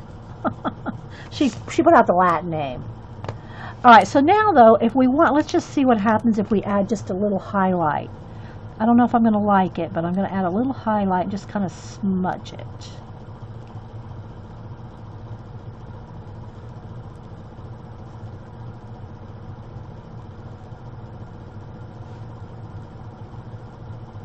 Give it a little bit more brightness to it. You know, just a little shimmer. But I don't want it like a perfect little dot. Kind of making it a little shine, a little smudge.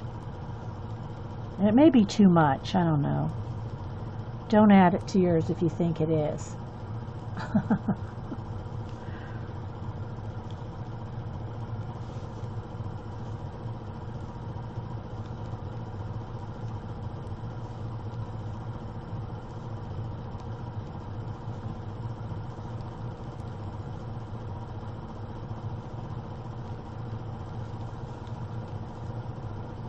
Okay. And again, if you want, like you could go back in here with the your dark cherry, what is it called? Black cherry pencil, or I'm even going to go in there with black in the very, very darkest little corners. I want a nice dark area behind them, because that'll really make them stand out.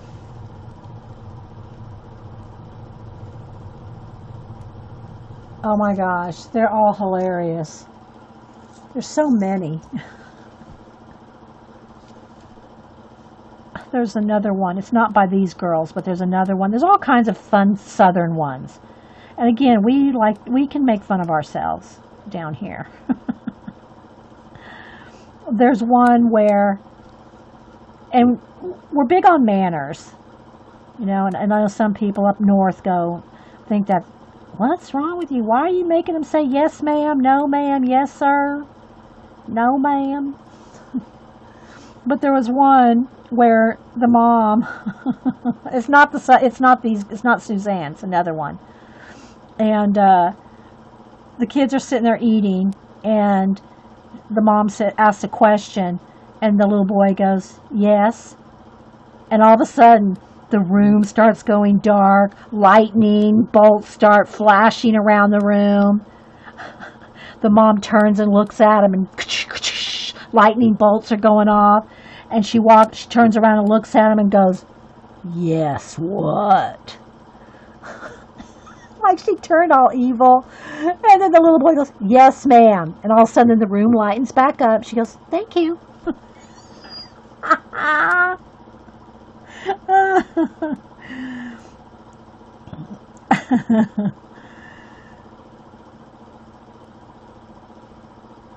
And they look at each other, two kids look at each other like, we won't be forgetting that again. There's just a whole bunch of them like that.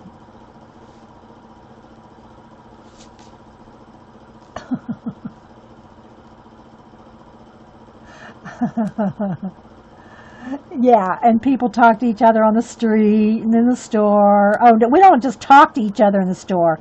We will go up to a total stranger and give them complete advice on what they're purchasing.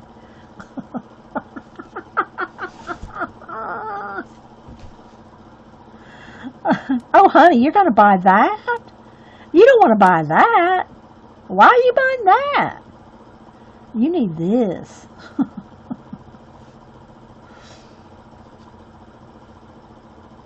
Anyway, yeah, so Denise, I put that on my Facebook, and, you know, because Denise is buying school supplies and stuff. And so I had to leave a message on her message machine or on her voicemail on her phone. And because she didn't answer, because I wanted her to see that video like right now. I wanted her to see that video right now. And she didn't answer the phone, so I had to leave a message on it. I said, hey, Denise, this is your mama. We need to go up to Walmart's. We need to go up to the Walmart's and get some of those big 4-inch binders and some of those 3-prong pocket folders. I did it better, though. And she messaged me back immediately and said, oh my gosh! She probably played the message in front of her friends. Oh, they probably go, oh, you're bless her heart. Oh, there's a video on that too.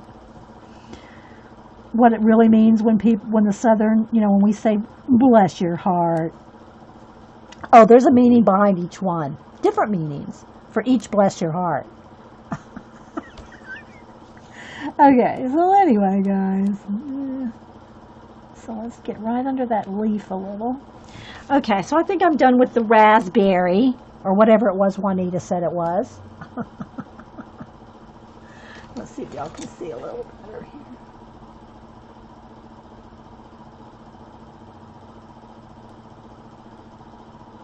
Okay, we need to get crack-a-lackin'. All right, let's go to these leaves down here. Again, I'm going to go back to the two greens. My apple green. Well, actually, I had another one, too. Well, we'll just go with these. We'll do the greens with this. So, I'm going to go in here with the green ochre. I know, Packer dye. It's not necessarily a compliment. Depends on what it is. Again, I think Suzanne and them might have, or some... I don't know. No, it wasn't them that did the bless your heart one. They might have one too. But there's multiple ones with bless your heart. It can mean multiple things.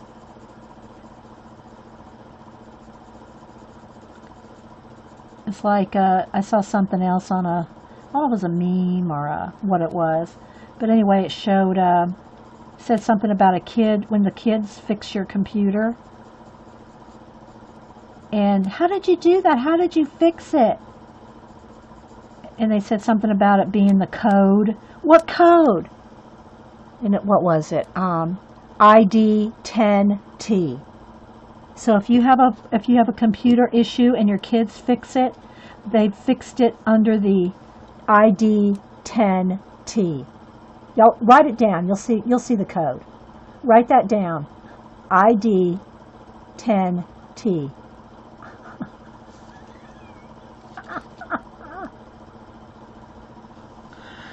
I'll wait till one of y'all get back to me in the chat. Hey, Taddy, how's it going?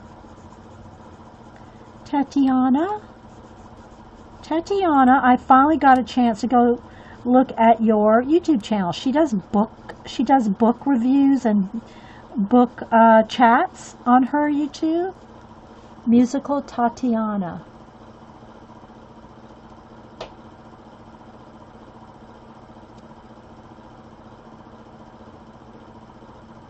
Yeah, Janet got it. ID 10T. I'm not going to say, because then everybody that's listening can go write it down. I'm sure that's an old joke. I'm sure it's old, but I thought, oh my gosh, that's so cute.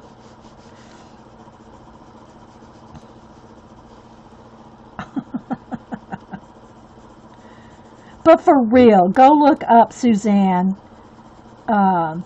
Whoa, Suzanne. And it's either her sister or best friend. And they are hilarious. Alrighty, so a little darker green down there. And now I'm going to take the apple green and just kind of lightly blend out. I could probably put some mint green in here too, but I'll just stick with these because that's what I said I was going to use. So just kind of blend it out, feather it out. But it's so much quicker with a base coat of watercolor or Neocolor or a wash of acrylic paint, whatever you put on as a base. It's so much quicker to color.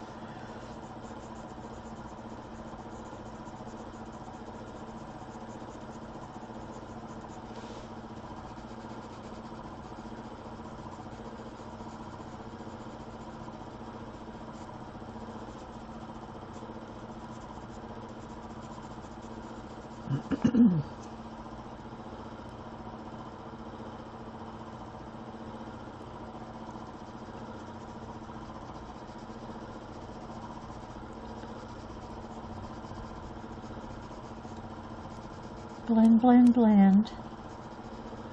Alright, so if you're coloring in your color, I'm going to get up the chat pack in a minute. I'm having so much fun with you guys. Oh, thanks. Yeah, that's a fun group. And if you're watching the recording over on YouTube, thanks for watching over there. And, oh, guys, we have so many people that have joined into the Society of Idea Collectors. Tons of people. I think we're probably up to about 100. I haven't counted them exactly, but I have a stack of them. I put them on little cards. It's just easier for me to flip through the cards to see, did I already write that person's name down? Especially if they're new people and I don't really know who they are, yet. So I like to, find them if I need to. Anyway, if you're watching over on YouTube, thanks for watching. This is a live show on Ustream. Try to make it over here sometime. I know it's, people that work during the day can't come over, but that's why I put them up on YouTube. And Jean and Rach, Rach O1, I forget her number now. Anyway, they're the ones that said, Dee Dee, you need to put your Ustream videos up on YouTube. I don't know, because I've been streaming for 7 years and only been uploading to YouTube for about 3. And so it took them 4 years to get me to do it. So after 4 years, I started putting them up. Azure, I don't know. Did you? I'll write your name down just in case I did it. I think so. So anyway, they talked me into uploading my videos to YouTube. And so now we're almost at 15,000 subbies. I say we because we're all in this together as far as I'm concerned. Everybody here is on it, and we all chat, and it's like, it's not the same if you weren't here. So, yeah. I stream every Monday and Wednesday, Grace, at 9 a.m. Eastern, and the occasional Friday. Today happens to be one of those occasional Fridays. Same time, 9 a.m. Eastern, which is early for the West Coast,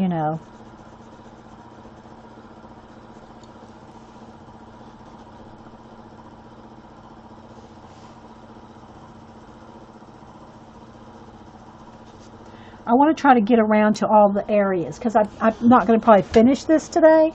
So I want y'all to see. So now you've seen how we done the leaves, how we did the mouse, how we did the berry.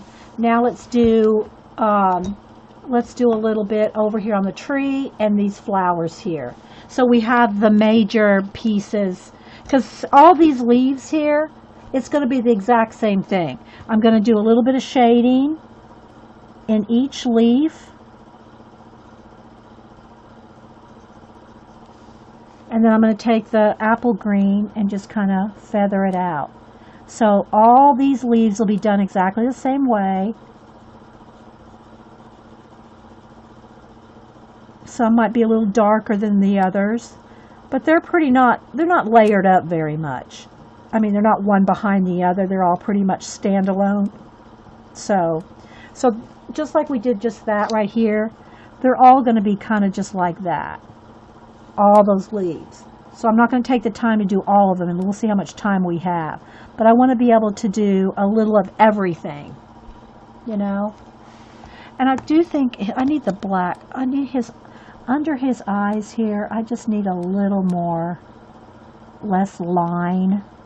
That's the one thing I don't like about color books is the lines under the eyes. And I understand they have to do that so you can see the edge of the eye, but I don't like a line.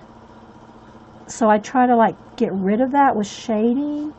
So I'm going to just shade a little bit more around the eye and then go back with the lighter gray and kind of blend that out. Just so it's not like a outline. There's other little areas too, like, you know, between the fingers, and there's just little areas like that that you want to try to maybe, you know, get rid of so that it just looks more real, less color book. But, you know, hey, it is a color book if that's the look you're going for. So just that little bit of extra oomph under the eye. Oh, thanks, Erin. I know it's early on the West Coast. All right, so let's go down here to this branch here because it's under here. You got things to shade. So let's do this. Well, you know what? Let's do these little pomegranate thingies, whatever. What are these, Juanita? What kind of flower pods are these? Are these little seed pods from space? Okay, so I'm going to get the magenta color and the black cherry. So I'm going to use these two. Here I use the black cherry and the lavender. Here I'm going to do the black cherry. I'm just going to flick out some black cherry for the darks. And then the magenta is the color I'm going to use for more shading. Oh, but let's also add, let's go ahead and do some white here so that you don't lose the white. I want a little bit of highlight here. Maybe a little on that one too. So I'm using the same color to shade this that I did this, but because I'm going to go over this one with magenta, well, I think it's processed red, I'm going to use a different main color here than here, but using the same shading color.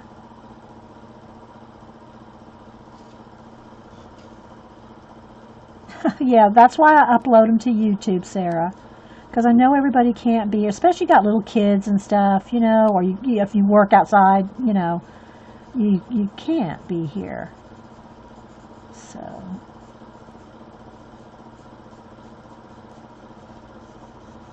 just kind of carrying this color up and then blending it with some white. Look like odd radishes. Hey, Palm, I haven't seen you for a while either. Good to see you. No, I don't think they're radishes. Radishes grow in the ground. You have to pull those babies out. These are growing on a stem. So I'm not really sure what it is.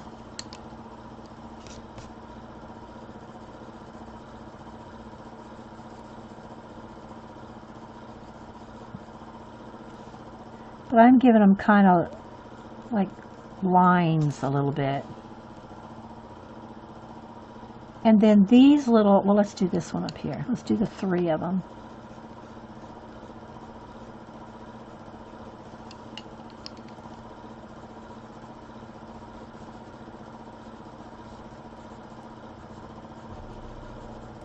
I haven't seen Jean talk for a while. Jean got herself a new chair. I think she might be napping. Just saying. Oh, I don't know what they are, Packard. I have no idea. A couple girls are saying rose hips. 3 people said rose hips. And again, I'm coloring on things however I want to. All right, so now I'm going to use the slate gray. Well, you know what though? Before I do that, let's go ahead and put the white highlights because you can put white on top of your paint. But to try to go over your pencil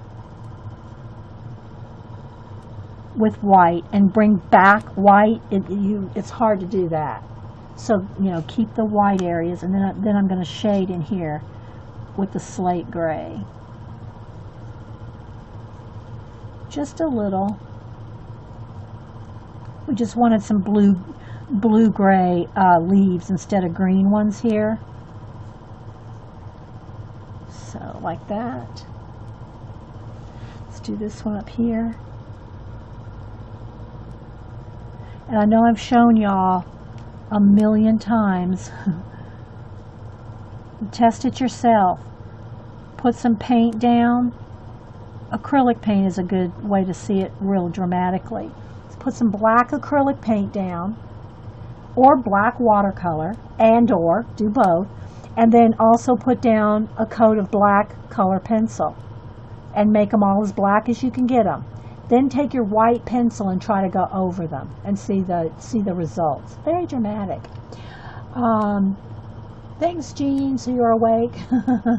You just woke up. You dreamt about flower pods. Okay, I might get just a little bit of black right in the crevices of those, just to give it a nice dark contrast right where the two meet, like that. So maybe you can see the difference between, say, that one and this one. So there you go. Here's with color pencil, without color pencil. But because we started with this base, we're able to do this really quickly. All right, so let's go ahead and spend a few minutes doing the wood. Oh, well, let me go and do this seed pod thingy here. Okay, so I'm going to put a little white. And then go in here with the black cherry. Flick in some lines like.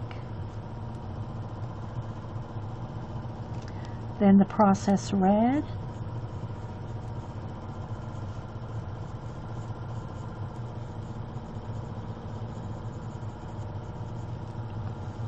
Then blend it a little bit with the white again. Then the little gray leaves down here.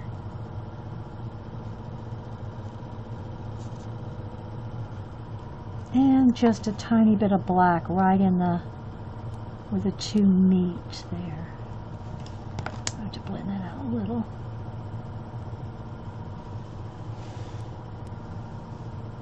Alright, so now I'm going to go in here with the dark brown.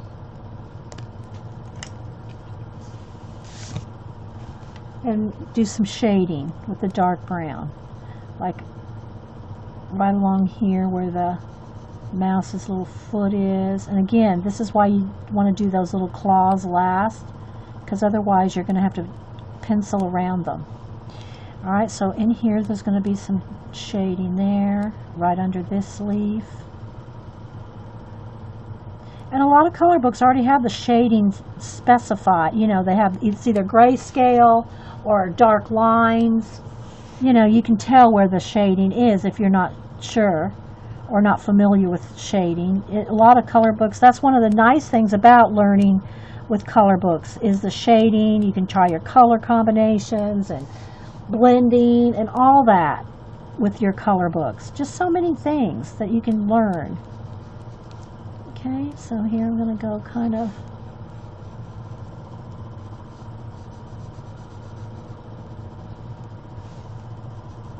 right under this branch here. Put a little shadow there under here. In between these leaves.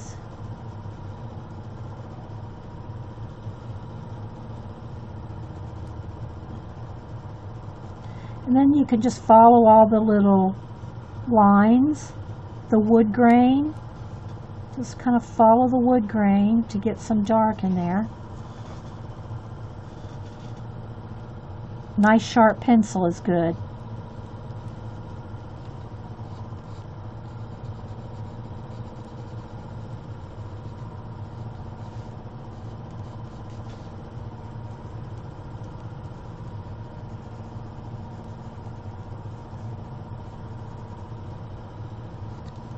Right in this little crevice, this little bend.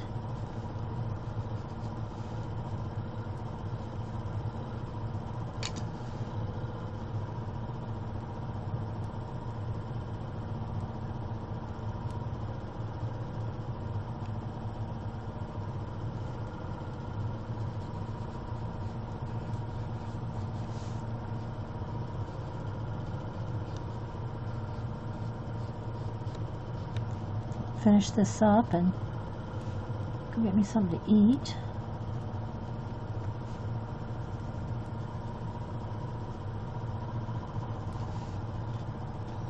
So can y'all see the difference from this to like over here?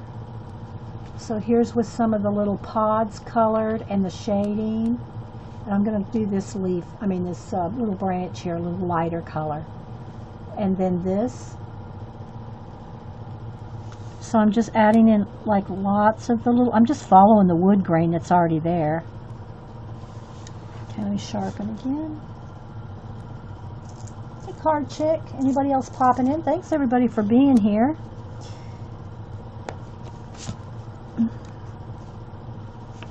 Just kind of follow some of those lines. Let's get some shading here.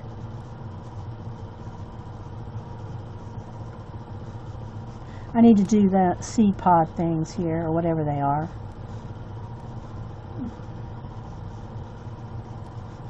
On this side.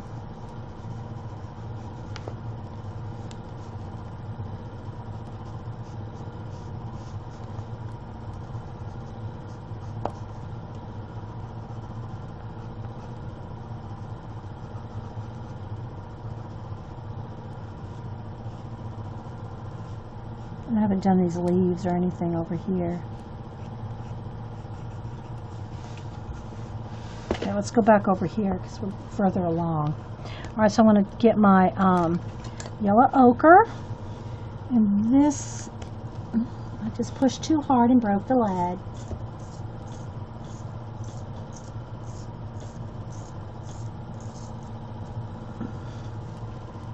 This, it's broken. Hang on. I might have picked up an old one.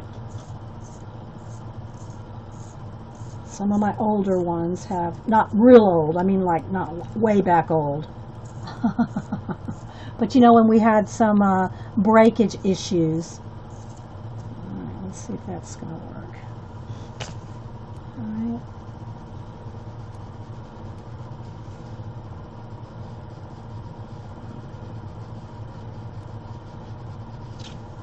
Okay, so now I'm going to go in here and add just a little yellow ochre throughout the wood so that the wood is not just one flat color.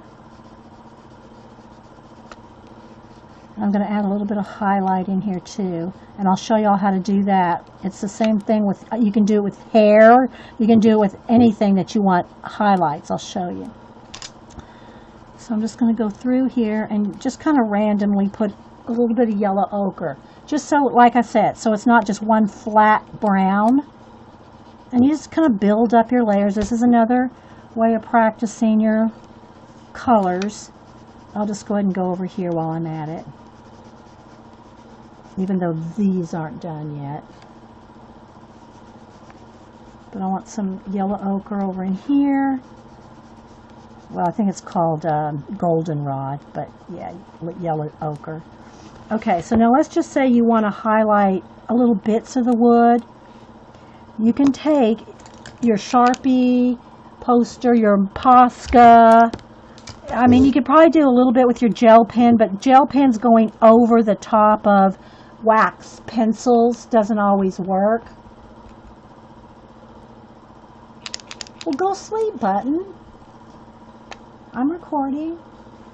So I'm going to go in here and I'm going to kind of highlight some of the areas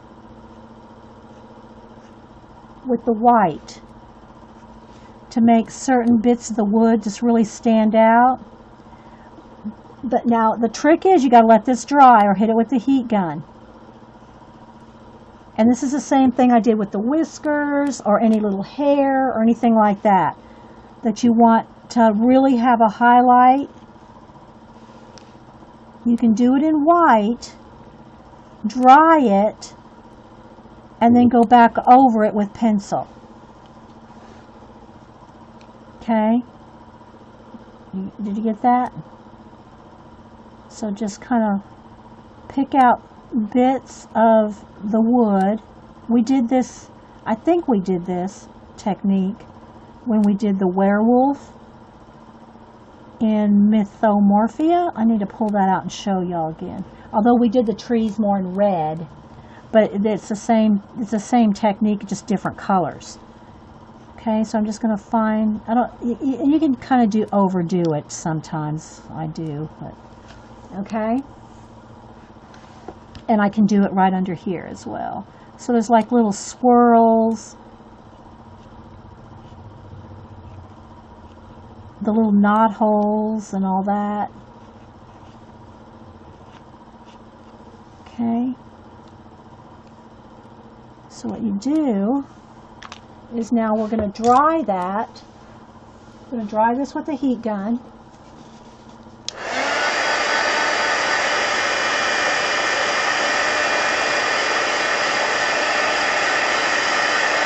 And you can do this on anything. The white on top of your pencil, then you go back with your lightest color that you want it to be and knock it back so it's not white. It's going to be highlighted, but it's not going to be bright white, but it's still there. And I don't know how well it's going to show up on camera, but I'm just kind of going right over my white lines. And so they're still very bright, but it's not stark white.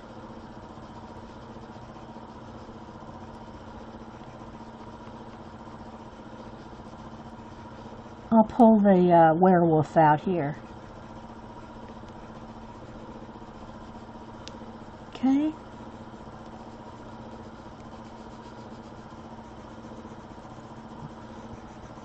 Let me see if I can find a little comparison here now. Okay. So here it is with the white pencil, the white paint, and here it is after I've penciled over. I still missed a couple spots, see right there? But there's the difference from that to this. And see how that looks like wood? You're welcome, Button. Feel better.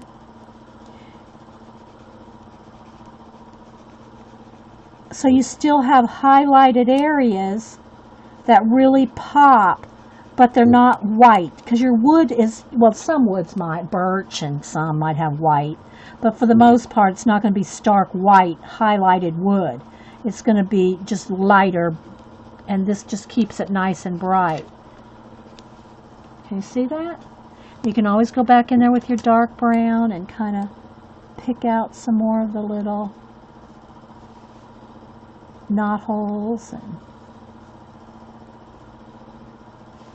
But that just makes it look more like real wood. Don't y'all think?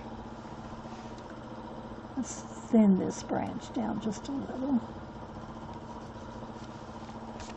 So let me really quick pull out the Mythomorphia, and then I think this is all for today, guys. I think we covered enough. I didn't do the little butterfly or the little key or the leaves. But I think y'all can, But this is how all the leaves right here, those 3 leaves right there, all these leaves are going to be the same as that. And all the pods are going to look like this.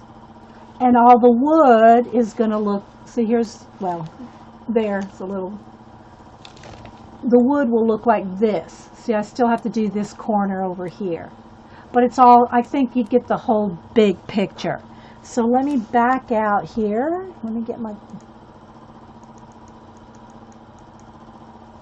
there we go. So you can kind of see now how it looks. And I'll take a work in progress picture for you. I might finish this today by myself. I just might finish it. So if I finish it, I'll post a finished picture for you. Because really there's not that much more. I can probably finish this in about an hour when I'm not chatting. And then here's the other one that we have finished in this book. Let me go here to this double page spread. Here. This is the one with the doors that you cut out and put the little tabs in. So we've finished this one. Okay. So real quick, let me show you in Mythomorphia where we did the werewolf here. So this, see, we did these trees in red, but it's the same technique. See with the white. See maybe over here. So this was the werewolf with the bloody footprints.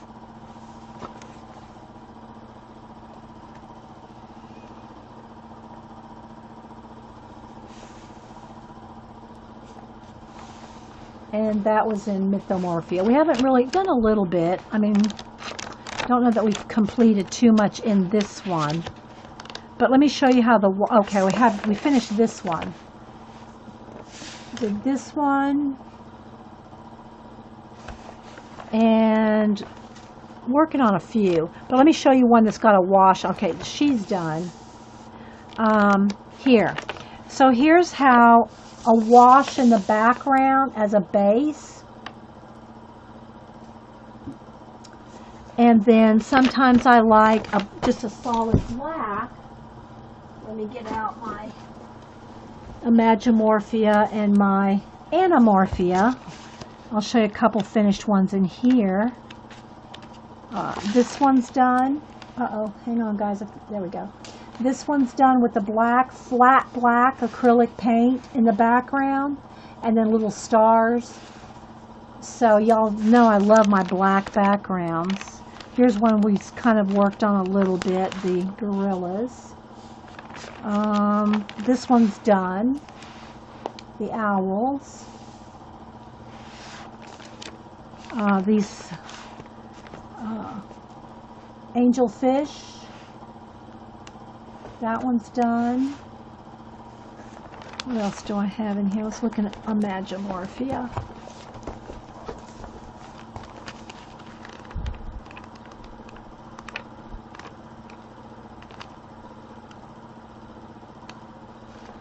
This one, here's a good example of with when you got paint on the background. So the background here is painted dark blue, and then I took a light blue and kind of did a glow around it. Well, the reason I could do that glow was because there's acrylic paint as a base.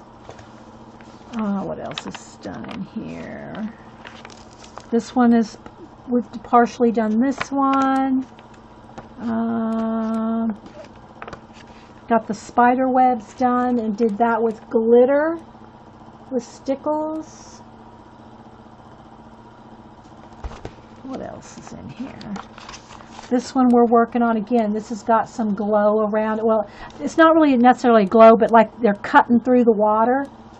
And so as they're cutting through the water, you kind of see the color change around them. Anyway, the reason that these pages are partially done is because I decided early on that I was going to do this book in stages. Here's another one, a good example of doing smoke. That's white pencil on top of gray paint. It is so that I would finish them. Finish the books, I mean. And I knew I wouldn't finish the books if I just I did page by page by page from start to finish. I can go back and work on different, it doesn't bother me to do that. A lot of people go, I have to finish the page before I can go on to another one. And I get that. But for me, these 3 books, I know that if I want to finish them from cover to cover, I'm going to have to work at them in stages. So Imagimorphia, Anamorphia, and Mythomorphia, I'm working on all 3 of these just at random. And just going in and coloring a little bit, and then eventually, like this, it gets done. So. Okay, so I'm going to head on out, guys. We've been here about 2.5 hours. I hope y'all enjoyed working on our little mouse. Again, I'm going to try to finish this up today, and I'll post a picture. You like working on them all at once too, Erin? Yeah. And try to finish this one back here. I don't remember if it had little, I think, yeah. So those little berries floating around, they were there. I couldn't remember if we put those little, like, pollen floating around, if that little pollen was floating around, and it was on the page. So there's no pollen floating around in this one. We could put it if we wanted to, but yeah. So anyway, all right guys, so I hope y'all enjoyed the little Friday extra stream, You're welcome, guys. And we'll try to get them up on YouTube today, along with the little video. I did do a video earlier doing a little flip through the Flow book of drawing. So, got a little video on that too. All right, guys, y'all have a good weekend, and I'll see you on Twitter, Instagram, Facebook, Ustream, YouTube. Thanks, guys. Bye-bye. Color do I like? This one? Do I want this one? That one's too grayed out. I think I'm going to go with this one. Or maybe this one. Let's see. Yeah, they're kind of similar, so I'll go with this one. Alright. Wait, let me see how dark this one is. Yeah, let's go with this kind of mid purple, just to get it a wash of color on the grapes. Again, I'll squeeze out a little water in here. And I'm going to just color all the grapes right now, one solid purple. And then I'll do the shading with a little bit more crayon and color pencil, so that each grape will be shaded individually. It's a cute book.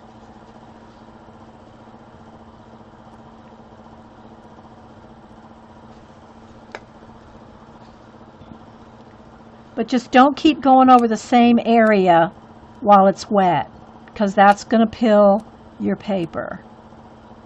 I know I keep repeating that, but I can't say it enough. I really can't. I don't want someone emailing me saying, "Oh my gosh, I went through the book. The paper pilled up and I got a hole in my page." Don't email me. It is a cute mouse, isn't it, Abby? Alright. Just going to get all the washes down first, then we'll go back and shade. Okay? And this color is violet. Seems like I'm just using your basic colors today. Alright, I'll clean my brush off. Now I think I'll go ahead. I think these, I don't know if these are like, they just kind of remind me of pomegranate type things. I don't know that I want them, because of the purple of the grapes, I might want these a red-violet color. Let's test that out. This color is black writing on. It's just called purple, but it's really kind of a magenta color. Alright, so I think what I'm going to do is I'm going to go ahead and put a little bit on each one. Let's see how far I can get with this. Just so I can start crack-a-lacking here.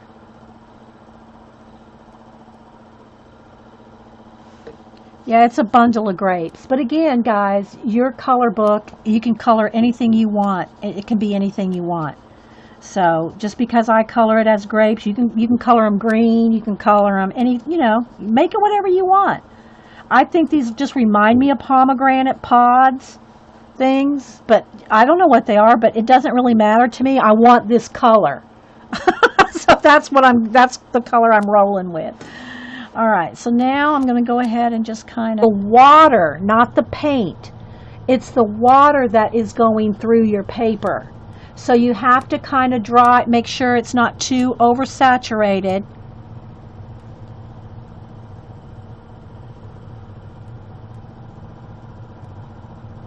So you don't go through.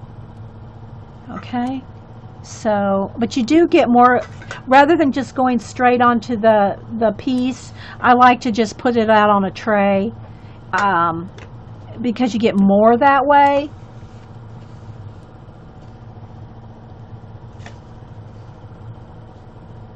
So if y'all have any questions, put it in caps if you're watching the recording on YouTube. Thanks for watching over there. And I'm talking to a live chat, mostly awake people. I think I want his little tail pink too. So if you want a little less pigment, you can just kind of pull it off the crayon. If you want more, you can either color on the piece or on a tray and pick it up from there. And you can also mix these colors too. With 84, I rarely have to mix. but you can mix the colors just like watercolor.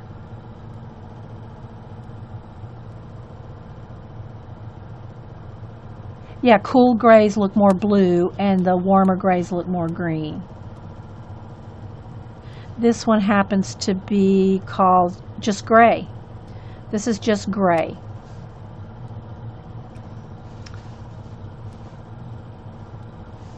Okay, so again, I just like doing it this way because I feel like I can control how much I'm using. And I'm not squeezing any water out. If you want to squeeze any water out, do it over here. Like, let me drop some out here. See, squeeze your water out here to get it less concentrated, but don't squeeze it out on your piece, you know. Let's see, looks like his little neck is there. Can y'all see okay? Is it light, too dark, too light? Hopefully it's, you know, because I'm not zooming in yet until I get to the shading part. That way you can see the overall piece. Okay, I'm just going to color a little bit further down on his face, but kind of keeping it light, because again, I'm going to go in here with color pencil to do more shading. A little around his eyes here. If y'all have any questions, just put them in caps. Alright, so let me get a little bit more down here for his feet. So it's been a while since we colored in this book. Well, you know, to try to rotate around. Okay, welcome back everybody to Coffee and Art in the Morning. I'm Dee Dee, and hopefully we're going to stay connected this time. We've had to restart a couple of times, but we're going to color in the Magical Delight by Klara Markova, and I have colored a little bit in this book already. I showed that a minute ago. We'll go back to here. So here's some of the stuff that I've colored in this book previously. So I think we're going to go ahead and color this page, this little mouse. And I'll stay kind of zoomed out for a little bit while I kind of get the base colors on here, and then when I go to shade, I'll probably zoom in. So now I have to decide, do I want to use my Neo colors, which I'm thinking I want to use my Neo color water soluble crayons, and then shade with pencil. That's what I'm thinking. So yeah. And you can use anything as a base, watered down acrylic. And these pages are pretty thick, but you always want to test. I always say that. You always want to test your pages to see what mediums work and what might not work for you. Because when you use anything with water and a water brush, which, yeah, I got water in here, you have to be careful with how much water you put on, because you don't want to pill your paper and you don't want to go through the paper. So you just have to be careful when you do water. But I've even used water on the thinnest books, like Bennett Klein's are probably the thinnest ones that I know of, and I use water on those. Granted, those thin pages will buckle a little bit, but at the same time, you know, I don't mind that. These pages are thicker and I probably won't have that issue. So anyway, I think we might do that. I'll use my, let me bring my tray over here so you can see what I'm talking about when I say my Neo Color 2. These are Neo Color 2 water soluble. You have to get the Neo Color 2. The Neo Color 1 crayons are just wax-based crayons. They're not water soluble. So you make sure you get the water soluble Neo Color 2. And I've had this set for probably at least 5 years. And you have to get them on sale, watch for prices, and, you know, Dick Blick. I think that's where I got this set about 5 years ago for my birthday. And so they last, look, you can barely tell I've used them. You know, they just last forever. And what it is, it's concentrated watercolor in a crayon form. And so yeah, so I'm going to set this over here next to me and pick some colors. And if y'all don't know what colors to pick, in this book I'm kind of using some brighter colors like these here. But you know, I don't know, I might not this time. But I'm just kind of feeling that this book needs to have kind of bright colors. It just reminds me of a children's illustration book and bright colors, so that's kind of how I'm rolling with this one. No, Jean, I don't want a desktop container. Jean built her some little box containers for her Neo colors. Because they're not cheap and they are breakable, I keep them in the 10. Jean, I always tease her about the house she built for hers. Anyway, so I'll probably just kind of keep this here. So I think I'll have my mouse be gray. The wood, you know, will be a brown. The grapes, of course, will be shades. I think I'll have them shades of purple. You could have green ones. You could have different colors of grapes. I think I'll go with purple because I like it. You not broken one, Jean. Oh my gosh. So I'm going to kind of stay zoomed out while I get the overall color going. And then when I go to shade with color pencil, I'll zoom in. All right, so I think I'll start with the gray mouse. Now, with the Neo colors, you can do it a couple different ways. I'm going to start with a lighter gray. And you can do a couple different things. You can color on very lightly. Color on the section you want to. I think I'll have pink on the inside of the ears too.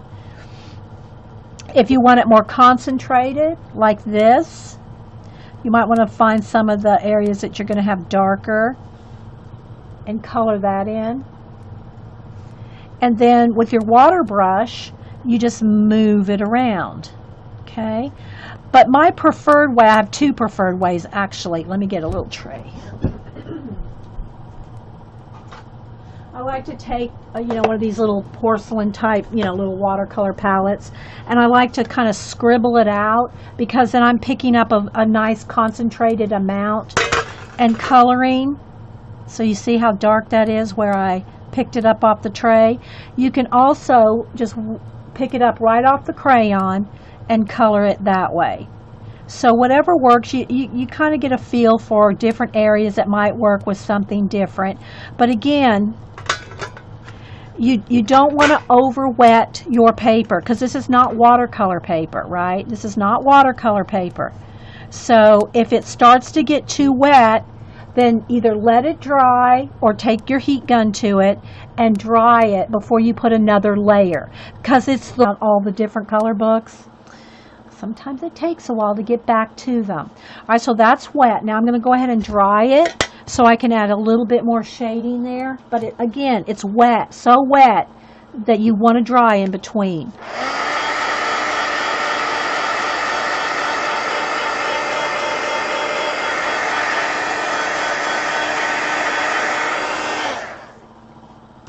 Okay, so now I'm going to go back here with my little tray.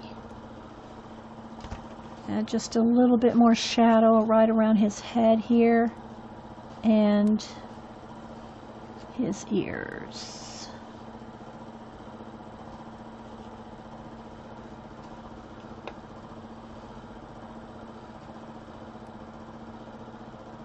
Welcome back, Grace.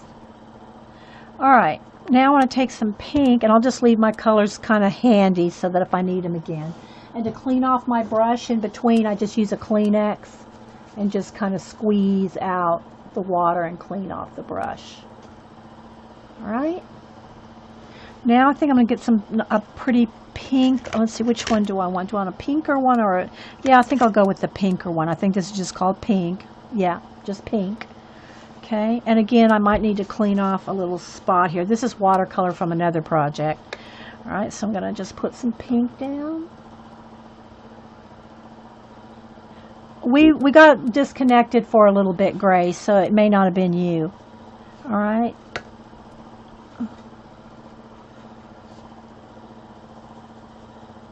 pink in the inside of his ears.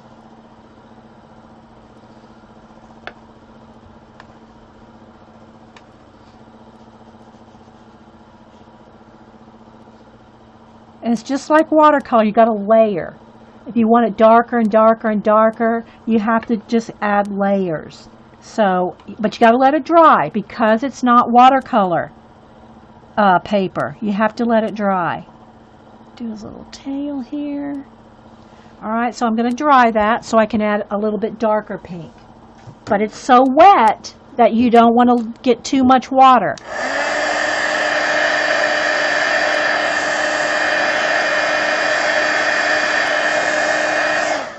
And again, if you're careful, you can, add it direct to, but it's very concentrated. So if you don't want the whole ear, say, really dark pink, just be very sparing with how much you put down on the paper, because it goes a long way. Because like I said, I've had this set for probably 5 years, and you can barely tell I've used it.